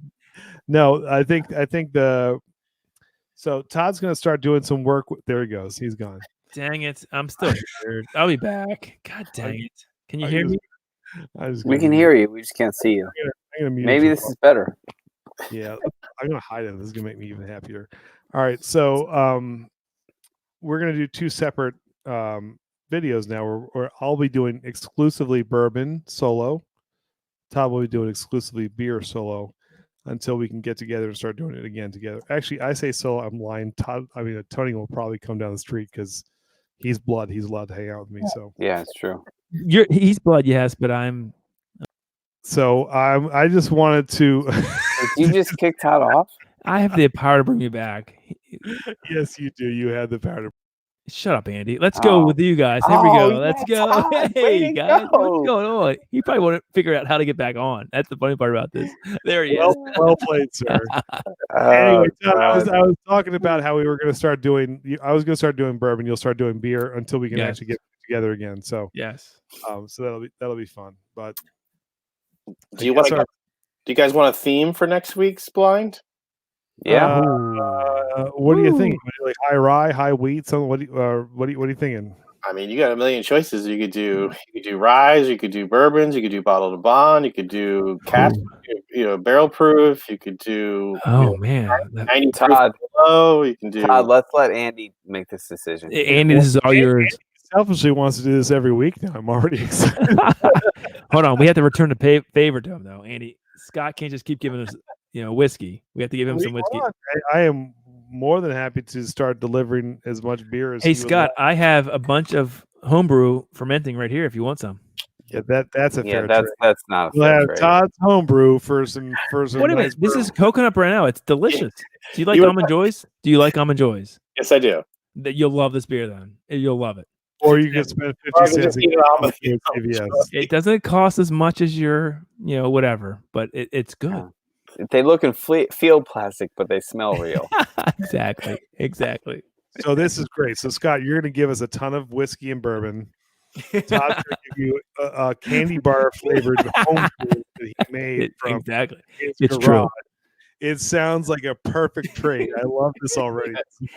Very equitable. Very equitable. Homebrew is expensive, so I mean, sure. Think that. It's also not a guarantee that I tell you what, I'll just give you an almond joy instead. You can have. Hold on, Andy. This beer is very good. Come on, it's a good beer. I'm messing with you, Sasquatch. Actually, his Cocoa Beware. That's right. It's very good. If you like coconut, if you don't like coconut, then you'll hate it. Yeah, almond. Yeah, it's true. No, we do actually, Scott. You're going to have to come this year. Every year we do it. Oh yes, he's definitely coming. Have, yes, 7 beers on tap. You're coming. You're coming, Scott. All right. Bring your wife. It's fun. Are you bring your local brew clubs? Yeah, not really. Oh, okay. We sort of were in the a few of them, but we got. I don't brew it. We don't attend them. We brew for ourselves. Whatever. Oh yeah, I just wondered if you knew the one guy I used to work with, but I don't want to say his name online. But yeah, it's okay. We were part of Crabs for a while. I don't know if you know that. Yeah, that's it. Yeah, so a great group. We weren't really doing anything, so it's our fault. Totally our fault. I've never met any of them, so no. He's always inviting me to the right. Great group. The dog charity one, but we can never. By the way, Andy, we should be having some videos coming out from Oliver. Tomorrow. No, listen, Oliver tomorrow. What's that? What did you say? Are you talking about Heavy Seas? Yes. Yeah, you can go pick it up tomorrow if you'd like. Okay, you tell me. You didn't tell me that. Well, way to drop this on live stream. Why don't you just tell me what movie? I mean, like what? Okay. One of us will go pick it up tomorrow. Anyway, we're going to be doing Heavy Seas. Yep. Do you guys miss the Heavy Seas events at the distillery as much as I do? At the brewery, yes. Yeah, those are awesome. Yeah, and they are awesome. Well, they're not there anymore, right? Well, not because of COVID. Yeah. So as soon as that's done. I mean, I haven't been to one in 2 years. Oh, you mean like the oyster? Yeah, they've had a lot of good stuff. Yeah, they don't do that anymore. I don't know why. Oh, yeah. All the cask beers I used to drink, that was awesome. Well, the worst part, Todd, is so we have done now for a year, well over a year now. We've done their 15 barrel program. Yep. We have not gotten out to a release party once. No, you have not. I have. Which one did you go to? About 3 or 4. I've been to Juice Cannon. I've been to Scoops. I've been to the most recent one, although it was virtual. I mean, you just drove up. But I guess I've been to 2 real ones and 1 virtual one. All right. You're 100% right. We need to go and support. Heavy Seas has been very good to us. They've been very good to us. So we'll have to. Actually, we're finding that more and more. Like you saw Steve tonight, and we've done some stuff with Tyler from Hysteria. Hold on. He's your next door neighbor, right? Yeah, I don't know him well. He works a lot, so I see him in How do you not know him well? He's your next door neighbor. I've tried to. I always see him at the events, and I make sure I make friends with him. But all right, we're gonna bring him on, and then surprise him with you. Like, hey, here's your neighbor. You don't know. Oh, I'm just joking. If you're like me, I'm putting a big fence up my backyard, so for the exact opposite reason. So maybe that's why you're keeping him out. No big deal. Tyler, I hope they're not watching, Andy. I seriously doubt it. Tyler, and if so, they're also not paying for the fence, so it's not really a big deal. Right. But Tyler's cool. He's a really cool dude. Oh yeah. I like I think it speaks to what Steve was talking about today, like what breweries are going through to try and continue to drive business. I mean, he's like his own and comedy show on Instagram and Facebook. Yeah, it's crazy. It's really cool to see what they're doing. I have a question for Scott. So when you come home from work and whatever you do, what's the percentage of beer versus whiskey or bourbon you drink? Do you drink a lot of beer? Like, is it 50-50? No, I mostly drink whiskey anymore. So you don't. I used to drink a lot of beer, but but as I got older, beer just doesn't agree with me. On my really. Andy, how about you?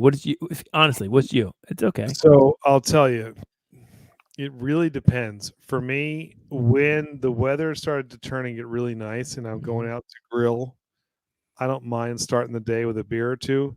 Yeah, but it's usually just that. It's a beer or two, and then I still don't really want any more. I'll end the night with a bourbon or a whiskey, just because I agree with Scott. It's kind of easier, not just on the stomach, to be honest with you, but it's almost easier to have a little bit. I think it's a less is more thing. Like beer is just so filling, and I don't want to have 4 or 5 beers anymore, but you can have a nice, dram of bourbon that lasts you for a hot second. Yeah, and you true. can kind of just sip on that all night, and it's a little bit easier. Plus, it just, I don't know. For me, I'm starting to really enjoy the taste of whiskey so much more. Tony, how about you? It's still more beer for me. Me too. Way more beer. I will say that I do supplement, wine as well during some nights. Okay. Like, I'm a red wine guy. I love red wine. All right. So I'll have red wine. I love bourbon and whiskey, but truth be told, for some reason my significant other doesn't like it when I drink whiskey or bourbon. So, I digress. That does that to the couple. Would you say, Scott? So it's usually Scotch that messes it up with the significant others. Yeah, like that peaty breath. Here's what I don't like. I like just like you said, Andy. I like grilling. I have a beer. Dinner, have a beer. Watching TV, have a beer. I feel like the only part that I would have possibly a whiskey is when I'm drinking, watching dinner. watching TV. I'm just sitting down, relaxing. Like if I'm doing something, I'm not going to be drinking a whiskey. You know what I mean? Like so, because it's such high proof. It's funny too as you start to drink more whiskey. Like I could see going out for I'm having a picnic and I'm going to grill. Yeah, maybe I take out a bottle of Basil Hayden's because it's 80 proof and it's still 40% alcohol. Yeah, but it's an easy sipper. You're not going to have it as fast as you have a beer. If you do, you're in trouble. You're taking shots. My beer is only 8% or 6%. Or 5%. Yeah, right. But 1 ounce of 80 proof whiskey is the same as 1 6-ounce or 6% beer. All right, Scott. Don't be putting all this mind logic. Yeah, but that's the thing. Is like, how quickly can you drink 1 ounce of whiskey? I mean, that's even if you sip it, it's pretty fast. You can drink either as fast as you want because with beer, people shotgun beers all the time. That's true. Okay, I'm not saying there's a wrong answer. I'm just telling you how I am. Yeah. I mean, I'm with you, Todd. If you drink whiskey like you drink a beer, you're gonna have a really that's a good point. But it's not gonna end well. Scott, you might agree with this too. It also depends on what you're drinking. I'm not going to go out and have 2 ounces of Jim Beam and sip on it like this is so nice. Yeah. It's Jim Beam. Like if you have a nice whiskey, that what you want to do is sip and savor a little bit. It's not meant to be a college kid shot. So it does take a while. Now beer, on the opposite end, you can't let it sit too long because it gets hot, warm, and nasty. Very so true. you got to put it down, especially if you're outside grilling.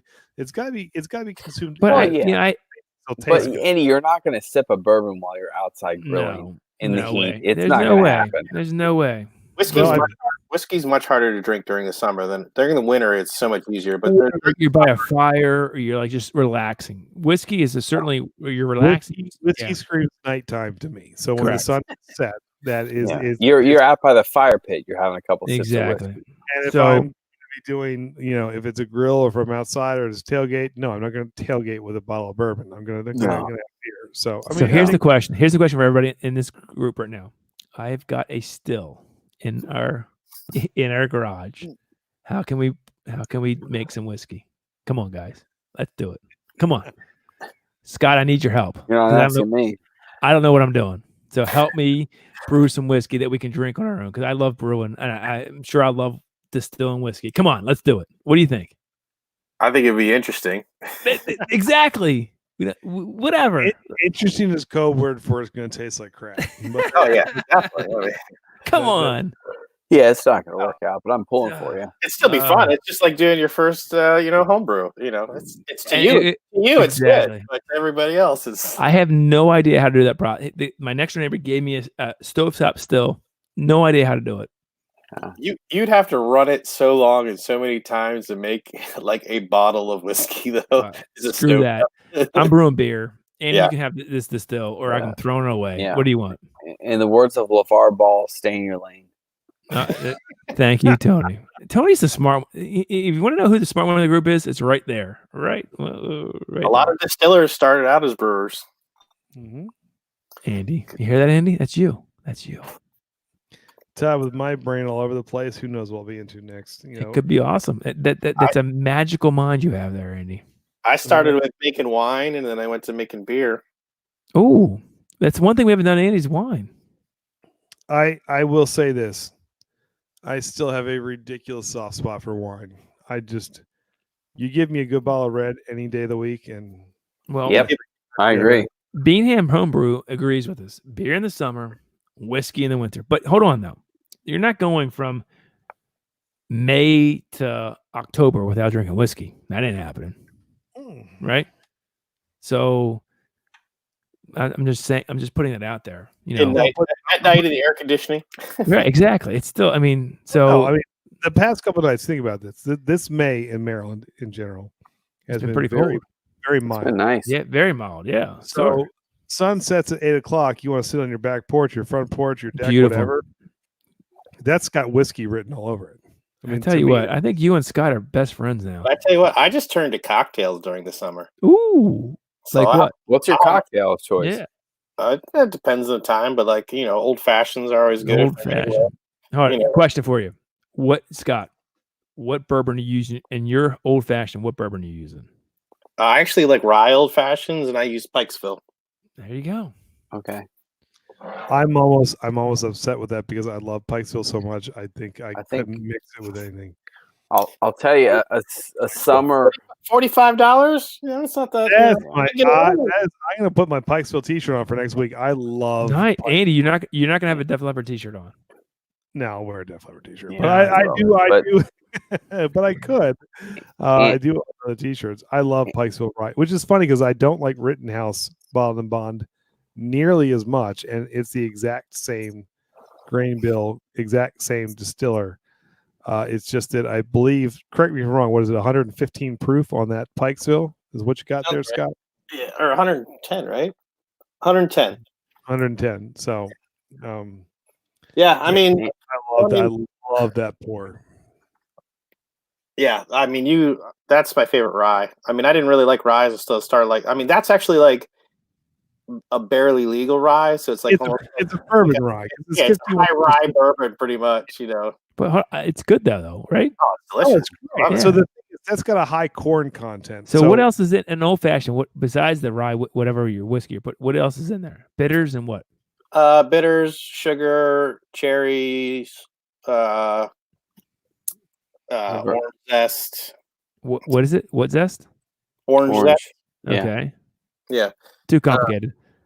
You know what I like? I like the margarita that comes from the Jose Cuervo bottle. I just pour it into my glass and I drink it. That's what it is. I'm telling you, Todd. There's my drink. Yeah. Summer, I'm going. It's very easy. Vodka soda, like a Tito's American vodka soda. Old fashions. I don't know how to make that. You said bitters. I don't even know what the hell it is. So, I don't make it that often. I just order them. Yeah, I don't know how to make it. I'm not making that. No way. Not happening.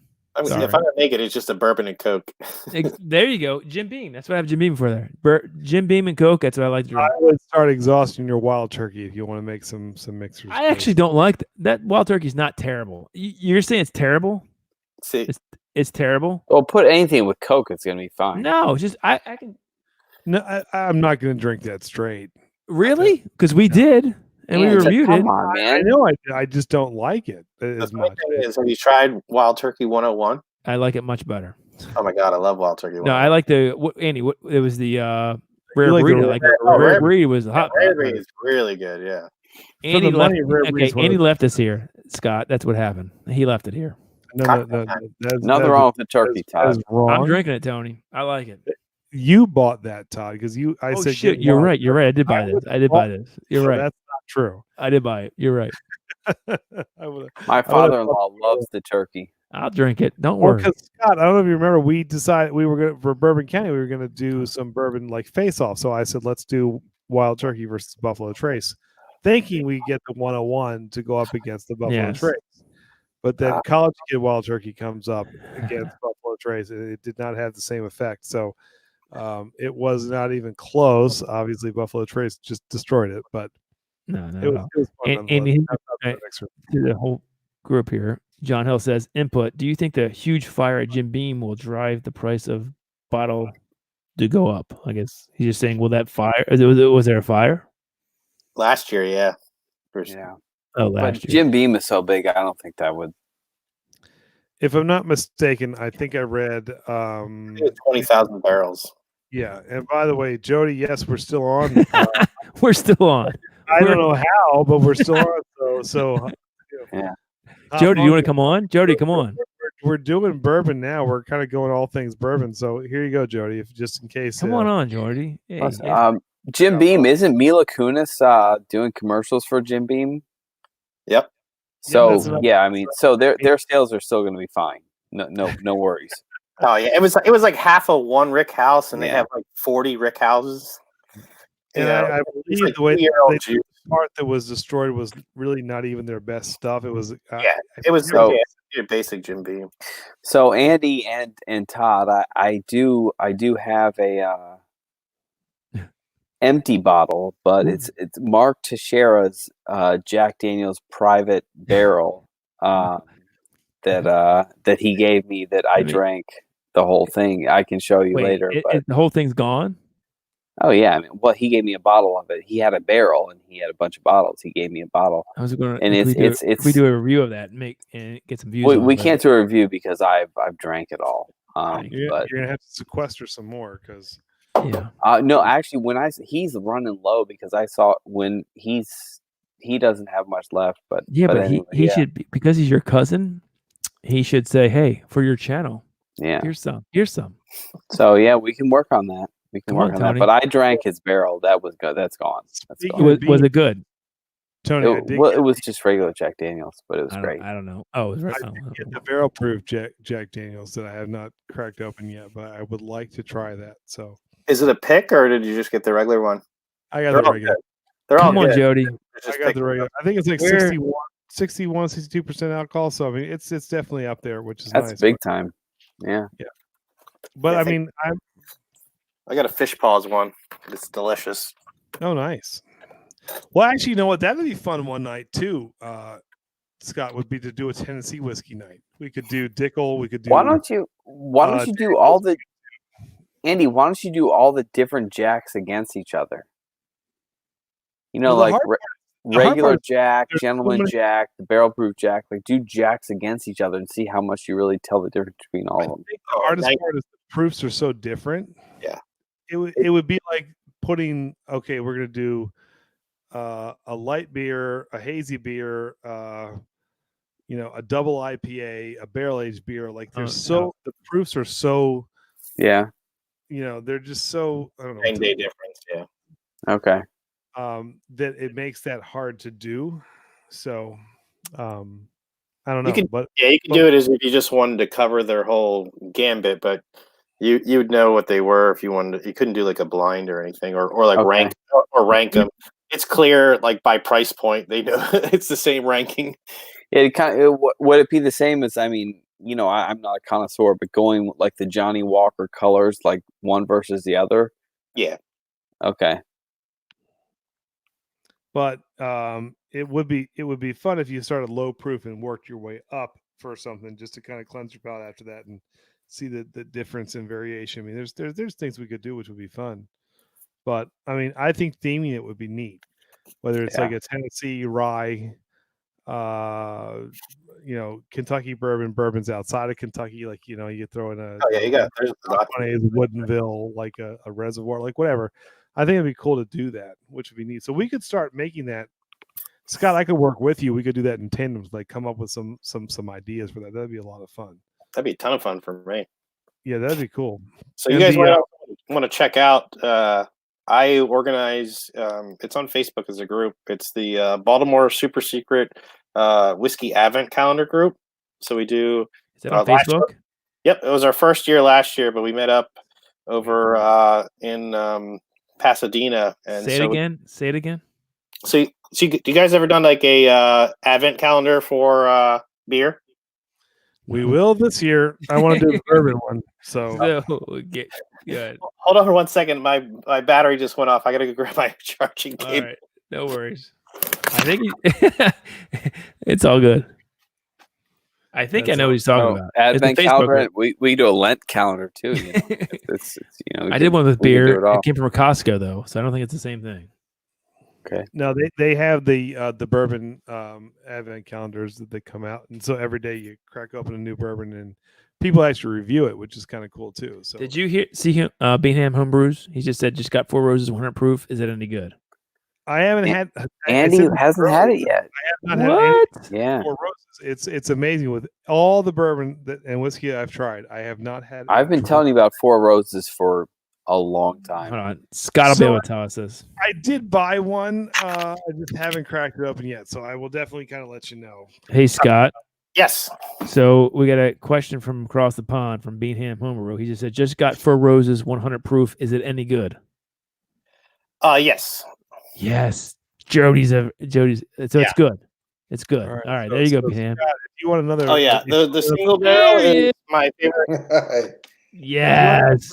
I don't know why. When I try to copy and paste the link into Firefox, it wants to Google it. It won't just let me go visit the link. And I have to try several times. It's anyway, I have You're the here. headphones on. Hey, So John Scott, Hill. If you don't know Scott or Jody, if you don't know Scott, Jody, John, thank you for joining us, man. That we appreciate it very John much. Hill from Idaho. His dreams will be in the mail next week. I gotta go to the bathroom again. Enlarged prostate. Sorry, guys. It happened. This is why Scott is why you need to drink bourbon. See? Yep, broke the seal. Too much beer. He broke it once. He's done. Jody, I did catch your video with your son. I thought that was great. Oh, thank you. By the way, I thought it was really cool. And unfortunately, I got your message from Todd too late because I don't check our 210 stuff. I was telling Scott the same thing. So I'm going to have to hook you up with my personal email. So if you need to email me for anything, because I would have been all over that. That's awesome. But you guys did a great job. I thought that was really cool, really fun, kind of father-son bonding experience over some bourbon. So well done, man. I'm sure he'll do it again. Yeah. Good. Let us know. We'll jump in next time. That'd be fun. We'll pick something new and we'll do it. That'd be great. So what are you sipping on? I'm doing some Bullet bourbon barrel strength. I believe we got some 4 Roses from Scott. What are you sipping on there? Larceny over here. Actually, I'm gonna pick something. All right. I have 60 bottles of bourbon. Can we help you pick, Jody? Sure. Name something. All right. Well, let's go categories. You want high wheat, high rye? You want a rye? Wheater. Wheater. Okay. All right. You want Kentucky, non-Kentucky? It doesn't matter. Doesn't matter. What do you have? You have the new Woodford wheat? No, I do not. I have Woodford regular, Woodford double oaked, and I have the Woodford high rye. But I don't want to rye tonight. I have Eagle Rare, I have Michter's, I have Yellowstone, I have Basil Hayden's, I have Old Elk, I have, with the blended bourbons now, Old Elk, of course, that and Breckenridge and, some of the other blends. They have some rye in them, but it's not a lot. So I love Scott. What's your opinion on the Breckenridge? I really like their stuff.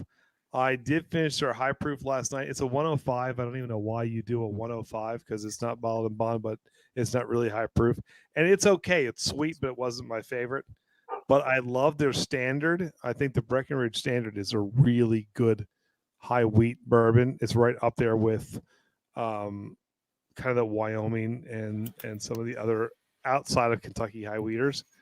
So I love that one. Scott, what do you think about Breckenridge? Have you had it?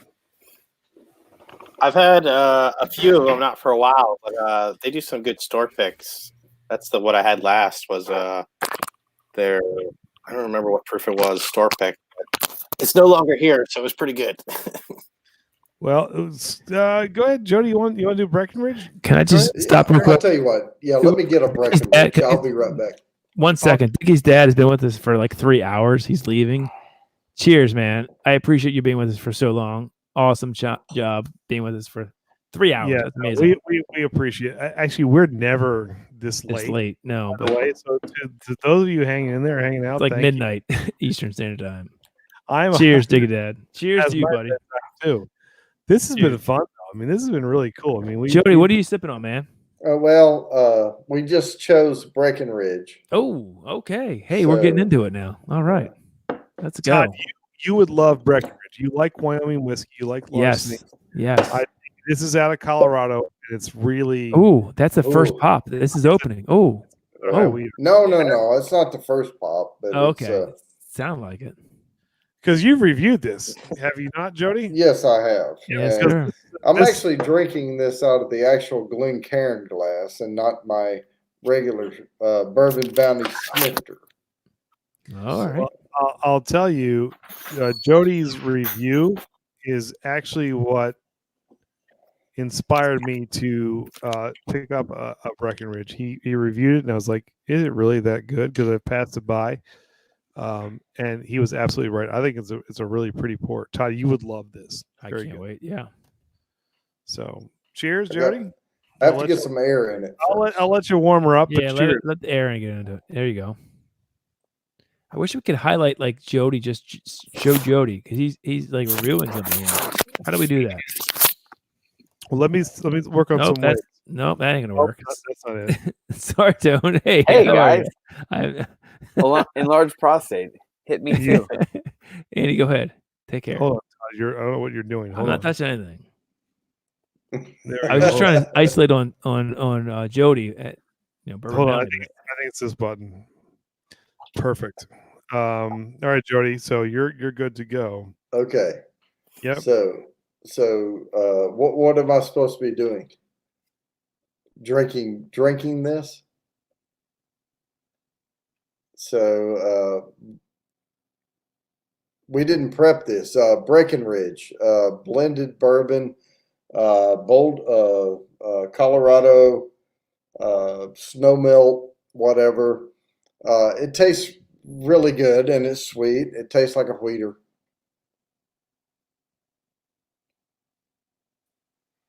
That was awesome. We actually got you highlighted completely.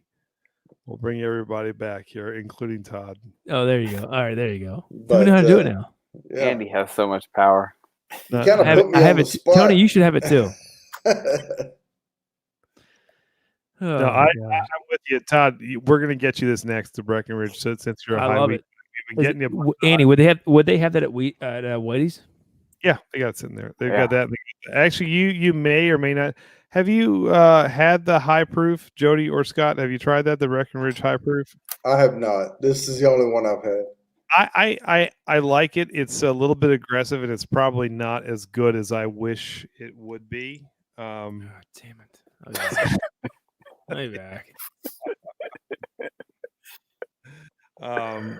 But it's definitely the regular Breckenridge is fantastic, and I think this isn't giving me that hug, and that tickle in the stomach I talk about.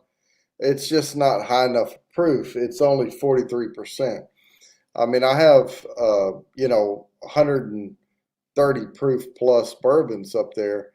I don't want to drink them tonight because it's too late. But I mean, even Booker's at 120, 4 proof or something.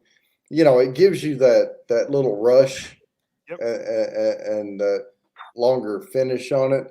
This is a really mild bourbon. I think. It's an do you like it, Jody? Yes. No, it's good bourbon. There you go. That's all that matters. I'm doing the bullet barrel strength tonight, and I think sometimes I miss those. I miss the high proofs when you don't have them for a little while because there's just something about that little extra kick. But there's also some flavors that are coming through that you don't always get when it's a little bit diluted. So I'm kind of with you on that. I think it maybe depends on the time of year, day, or whatever. But I love a little bit of those higher proofs. So I think I've already drank about 10 beer before this, so I didn't want the. Oh geez. The super well, we got Jody in trouble. No, I'm fine. Well, so Jody, have you met Robot Scott? Have you met him? No, I don't think so. So Jody, Robot Scott. This side? Yeah. Right there. There we so go. he have you ever done the bald guy, Jody? Look at the other guy. Question for you though, Jody and Scott. Scott, you've been on the sort of bourbon trail, or this, whatever you call it. Jody, have you ever done that? No. We were planning on it, and we were just about to execute this year, and then COVID. Dang it. Andy, one other thing. If you remember last week, Ocean Arts came in very late. Guess what's happened again? He's come in late. He says I like about 100 proof. That's what. I do like about 100 proof. In fact, I was eyeing down some Old Fitzgerald 15-year 100 proof today. Did not pull the trigger because there's still some negotiations to be had. But where are they coming from? What? You work on your dream series from I've got them already. They're coming. If you like a fruited sour, Tony, you like fruited sours? You're gonna like these. Well, I'm just saying, whatever you paid for the dream series, Andy probably could have gotten about 30% off. I don't think so. Not a Burley Oak. Not a Burley Oak. Give you a chance. You never know. So hey, Ocean Arts have seen Bourbon Bounty around. So there you go. I Jody, think you got we maybe sub to each other. Nice. I love that. That's awesome. I think so. So Jody, next week, which should be fun. If there you go. Just a touch earlier, we're gonna do our top 10 again. We're gonna do comedies from. We're gonna do this. We're gonna make this a 4-part series. So we did 80s. Today 90s. We did 90s. We'll be doing 2000s and then 2010s the following week. But afterwards, I think Scott's gonna hook us up. We didn't realize this with a couple flights that we're going to do a blind bourbon and or rye taste testing next week. Okay. So that should be really fun. Chances are you've probably tried, heard of, or at least, are aware of most of what we'll be getting. So you'll probably like to hear our responses because it's going to be really cool to see how we all kind of look at it differently with no warning of knowing who it is, where it's from, what it's. I just think it just makes it so authentic. So it'll be really cool. Yep. Cool experiment. Yeah. Yep. So we're going blind next week. Yeah. Just remember that wheat complements the corn and is sweet and can give you a bready note. Rye gives you your spice. Okay. Like rose petals to clove to all that. And your barley is going to give you your toasty nutty oats. So if you pick up those things, I mean, you can kind of judge, where you are in the mash bill. I'm gonna have Bourbon Bounty on my corner and Tony's corner. Help us with this, right, Tony? We need help with this. Yeah. But it is true. The way you do a mash bill is so important in bourbon for the way the flavors are or whiskey are imparted because it really does have a big difference. I mean, the Epoch, Scott, if you do end up trying that, 100%, it is all rye. So yeah, the spice notes are there, but there's almost this grassy herbal note that really comes through on the nose that for some might even be off-putting. And even that first couple sips, like there's some hints of medicinalness that kind of goes with it. but the more you drink on it, the more it opens up. You start to get these different flavors. I mean, it's really cool. Whereas you go into like a Hudson Baby Bourbon, which is 90% corn and 10% barley. It's like sipping on buttered popcorn at the movie theater.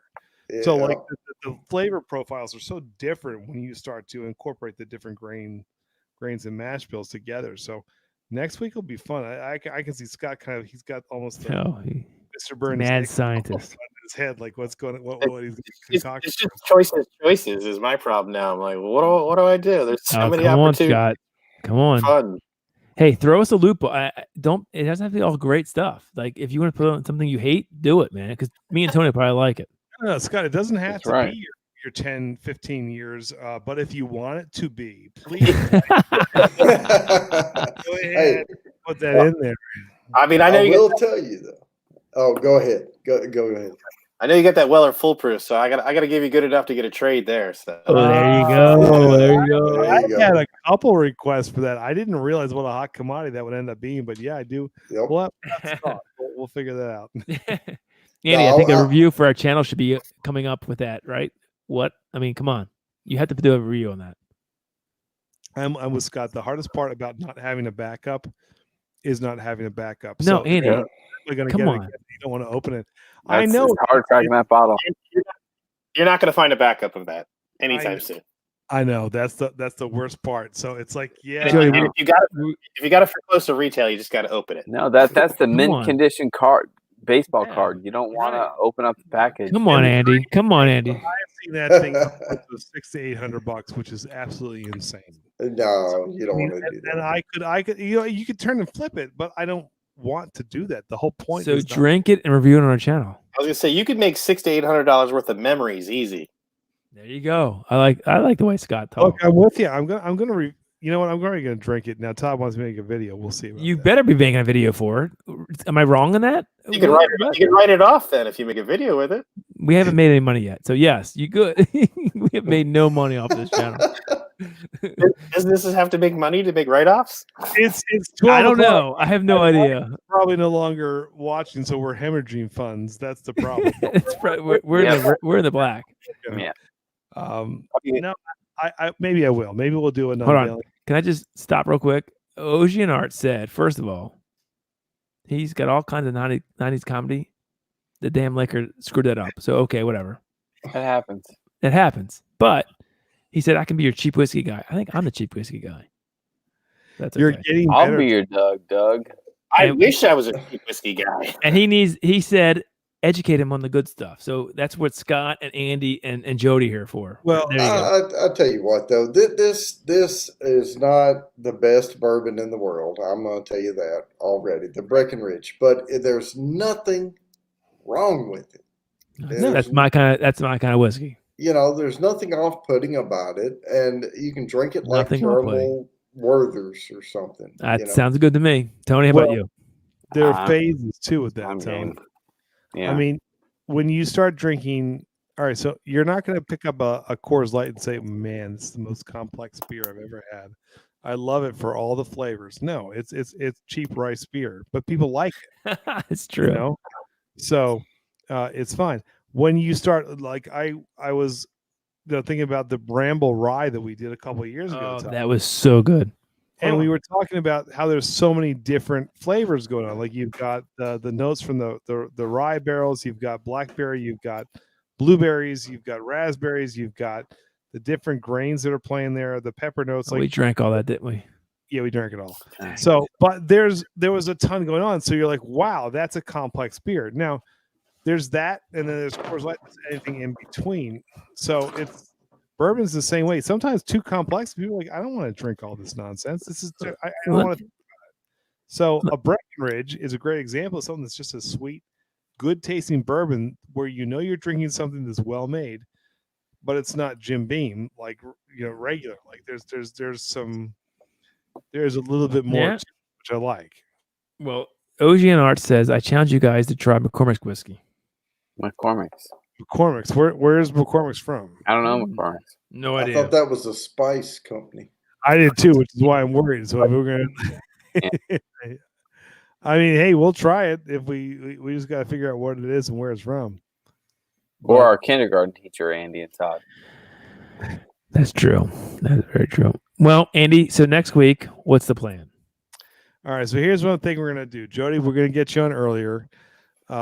Scott, very early. I'm liking ending the segments with bourbon because I think that was fun. Tonight was cool. We had Steve Jones from Oliver Brewing Company earlier. Jody, you missed that, but check out the replay. He was cool. We did stuff with him way back in the day, a couple of years ago, where he took us into his brewery and just kind of let us have carte blanche to go ahead and look at everything and sample everything. It was fantastic. He came on tonight, so we'll probably do some more stuff with him in the future. But I like that format of doing some beer, some bourbon, and then we start with our top 10 list. So next week is going to be 2000s, followed by what's looking like a blind taste test set up by I can't wait. Robot Scott, which I think is just awesome. I cannot wait for that. And then we'll find a way, Todd, maybe in the beginning of the show to incorporate some beers that we want to spotlight. So I like it. Yeah, I like it. So next Tuesday, what else do we have to do? That's it, man. That's it. Again, this was this was it today. This is good too. Yeah, this was better. Be More Hazy was great. I'm gonna have to look for some of that. Best beer I've had in a long time. That's saying something right there. Yeah, pick it up and let us know what you think. I think honestly, it's the best hazy I've had easily this year. Wow, it is. Honestly, it's Andy, good. It's really Andy. Good. I mean, you know me. I mean, we've gone. At the same time, I go to Whitey's. I there's always new hazies coming in. I'm always looking for the next one. This one was the best I've had in a long time. Yeah, really good. By far. And, Christos has some Sobo left also up there. And Sobo was amazing. Sobo's ridiculous. Sobo, really good too. Those two neck and neck. So Ocean Arts. Yes, Dumb and Dumber was number what was it? Number one for me. It was high. Number one for Todd. Yeah, so yeah. number one for Todd. Yeah. My number one was Groundhog Day, but Dumb and Dumber was up there for me too. Can't not love Jim Carrey and Jeff Daniels in that movie. All right, so can we all say we'll see you next Tuesday? Absolutely. That sounds good to me. Jody, thank you, man. I'm glad you hopped on with us, brother. That was awesome. Thanks for coming on. Yeah, no problem. Everybody Scott, go check out Bourbon Bounty, please. Thank you for replacing Todd as my new best friend. So, it does. I will say, Scott, it happens a lot. So don't be too flattered. So your neighbor was my new best friend too. I'm actually looking to replace Todd with anybody. So it was if you remember 20 minutes ago, it was with Steve from. It was Steve too. Yeah. So I'll tell you what, though, what got me onto y'all's channel was his live stream of brewing in his garage. There you go. All right, buddy. Right there. Thank you, Jody. Thank you, man. I appreciate it. And then I found out about the bourbon thing. There you go. Yeah. Andy, we are good together, man. You can't leave me. Well, and we wondered, we was like, where was that one subscriber out of everybody who actually subscribed to your brew day? We now know it's Jody, so we figured out someone had to do it, so that's fine. There's been some. I got some people watching me. Relax. I gave you a hard time. Todd makes good beer. Thank you, Andy. Thank you. He makes really good beer. I'm going to share it with Scott. Don't worry, Scott. I'll get you some. But come October, I thought the brew day was really interesting. Thank you. And if Andy was there, it'd be a lot better because we could show more things. Let's get your camera higher and pointing down. I couldn't see any equipment. I know. My wife said that to me. I need another camera that shows what I'm actually doing. That would be a lot better. So I'm working on it. Well, when I have the courage that Todd has, one of these days I will do one of my beers and I'll throw it on there for you. Probably won't be until October. No, I've brewed so much. It's like in my head. I know how to brew. It's like it's ingrained. Like anything. The more you do it, the better you are. So it's like I don't even have to worry about the recipe. I know what it is, so I can just talk to you guys and brew. Jody, if you want to come up from Carolina, Scott's going to come to our Oktoberfest. Here's the fun thing. I have 2 beers that I do every single year that always end up kind of winning. Very good. Very good. So, pour some pumpkin and double red rye. Pour some pumpkin on me and my I Saw Red double red rye IPA. So good. Those are my staples. Now, Tony, we did the David Hasselhoff. Yeah, the David Hasselhoff might. Maybe we'll revamp it this year. Yeah, we'll have to put another spin on that. So that's German IPA. Maybe we'll add some hops. I will say this: I have so much damn time off right now at work because I have like 180 hours I can take. So yeah, you just let me know when. There, Andy, I think it's an invitation. There you go. We'll figure it out. I think I'm going to host this year, right, Todd? So you are hosting this year. Casa de Andy, you guys can come hang out. That'd be fun. Oh, Pin Hill Brew. The live stream is why I subscribed. He just came onto our live stream from a homebrew on Saturday. We're ending the stream. I'm sorry, buddy. Yeah. Hey, but you know what? Right. Go back and check us out because we had Steve Jones as a homebrewer. Yes. You'll love seeing. Steve Jones is the head brewer for Oliver Brewing Company in Baltimore, Maryland, and he was awesome. On the stream. He was amazing. He was with us for 90% of the night before we went from beer to bourbon. That's right. So he's fantastic, and he was great. He took questions. People asked him about making fruit shandies to black IPAs to anything. Whatever. Bourbon barrel aged beers.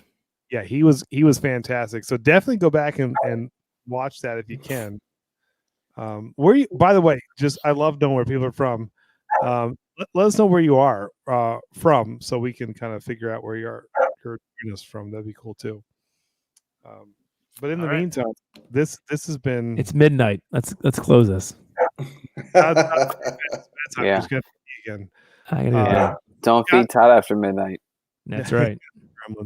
Scott and Jody, thanks. Robot Scott, you're the man. Jody from Bourbon Bounty, please check him out. You're the man. Tony, Andy, great job. Yeah, boys, good job, man. I thought that was awesome. It was awesome. Thank you guys to everybody who came on. And I can't wait for Scott, Robot Scott, and that sounds great for next week too. Yeah, that'll be fun. I'll get in. We'll figure out how to get in touch with Scott. But yeah. Again, please check out the beginning of this stream if you just came on. We had a great review of this beer from a awesome brewery in Baltimore. Please, my new favorite, no doubt. Hey, support local. That was rock solid. That was really good. Really good. Steve, what a rock solid guy. That guy, he's totally. Awesome. I mean, this is a brew. He runs their brewery. He is the mastermind behind all their brews, and he came on with us for 2.5. Talk about whatever he wanted to. I mean, it was great. Yeah. Totally great. Great guy. No, that's awesome. And hey, Jody, good night to you, man.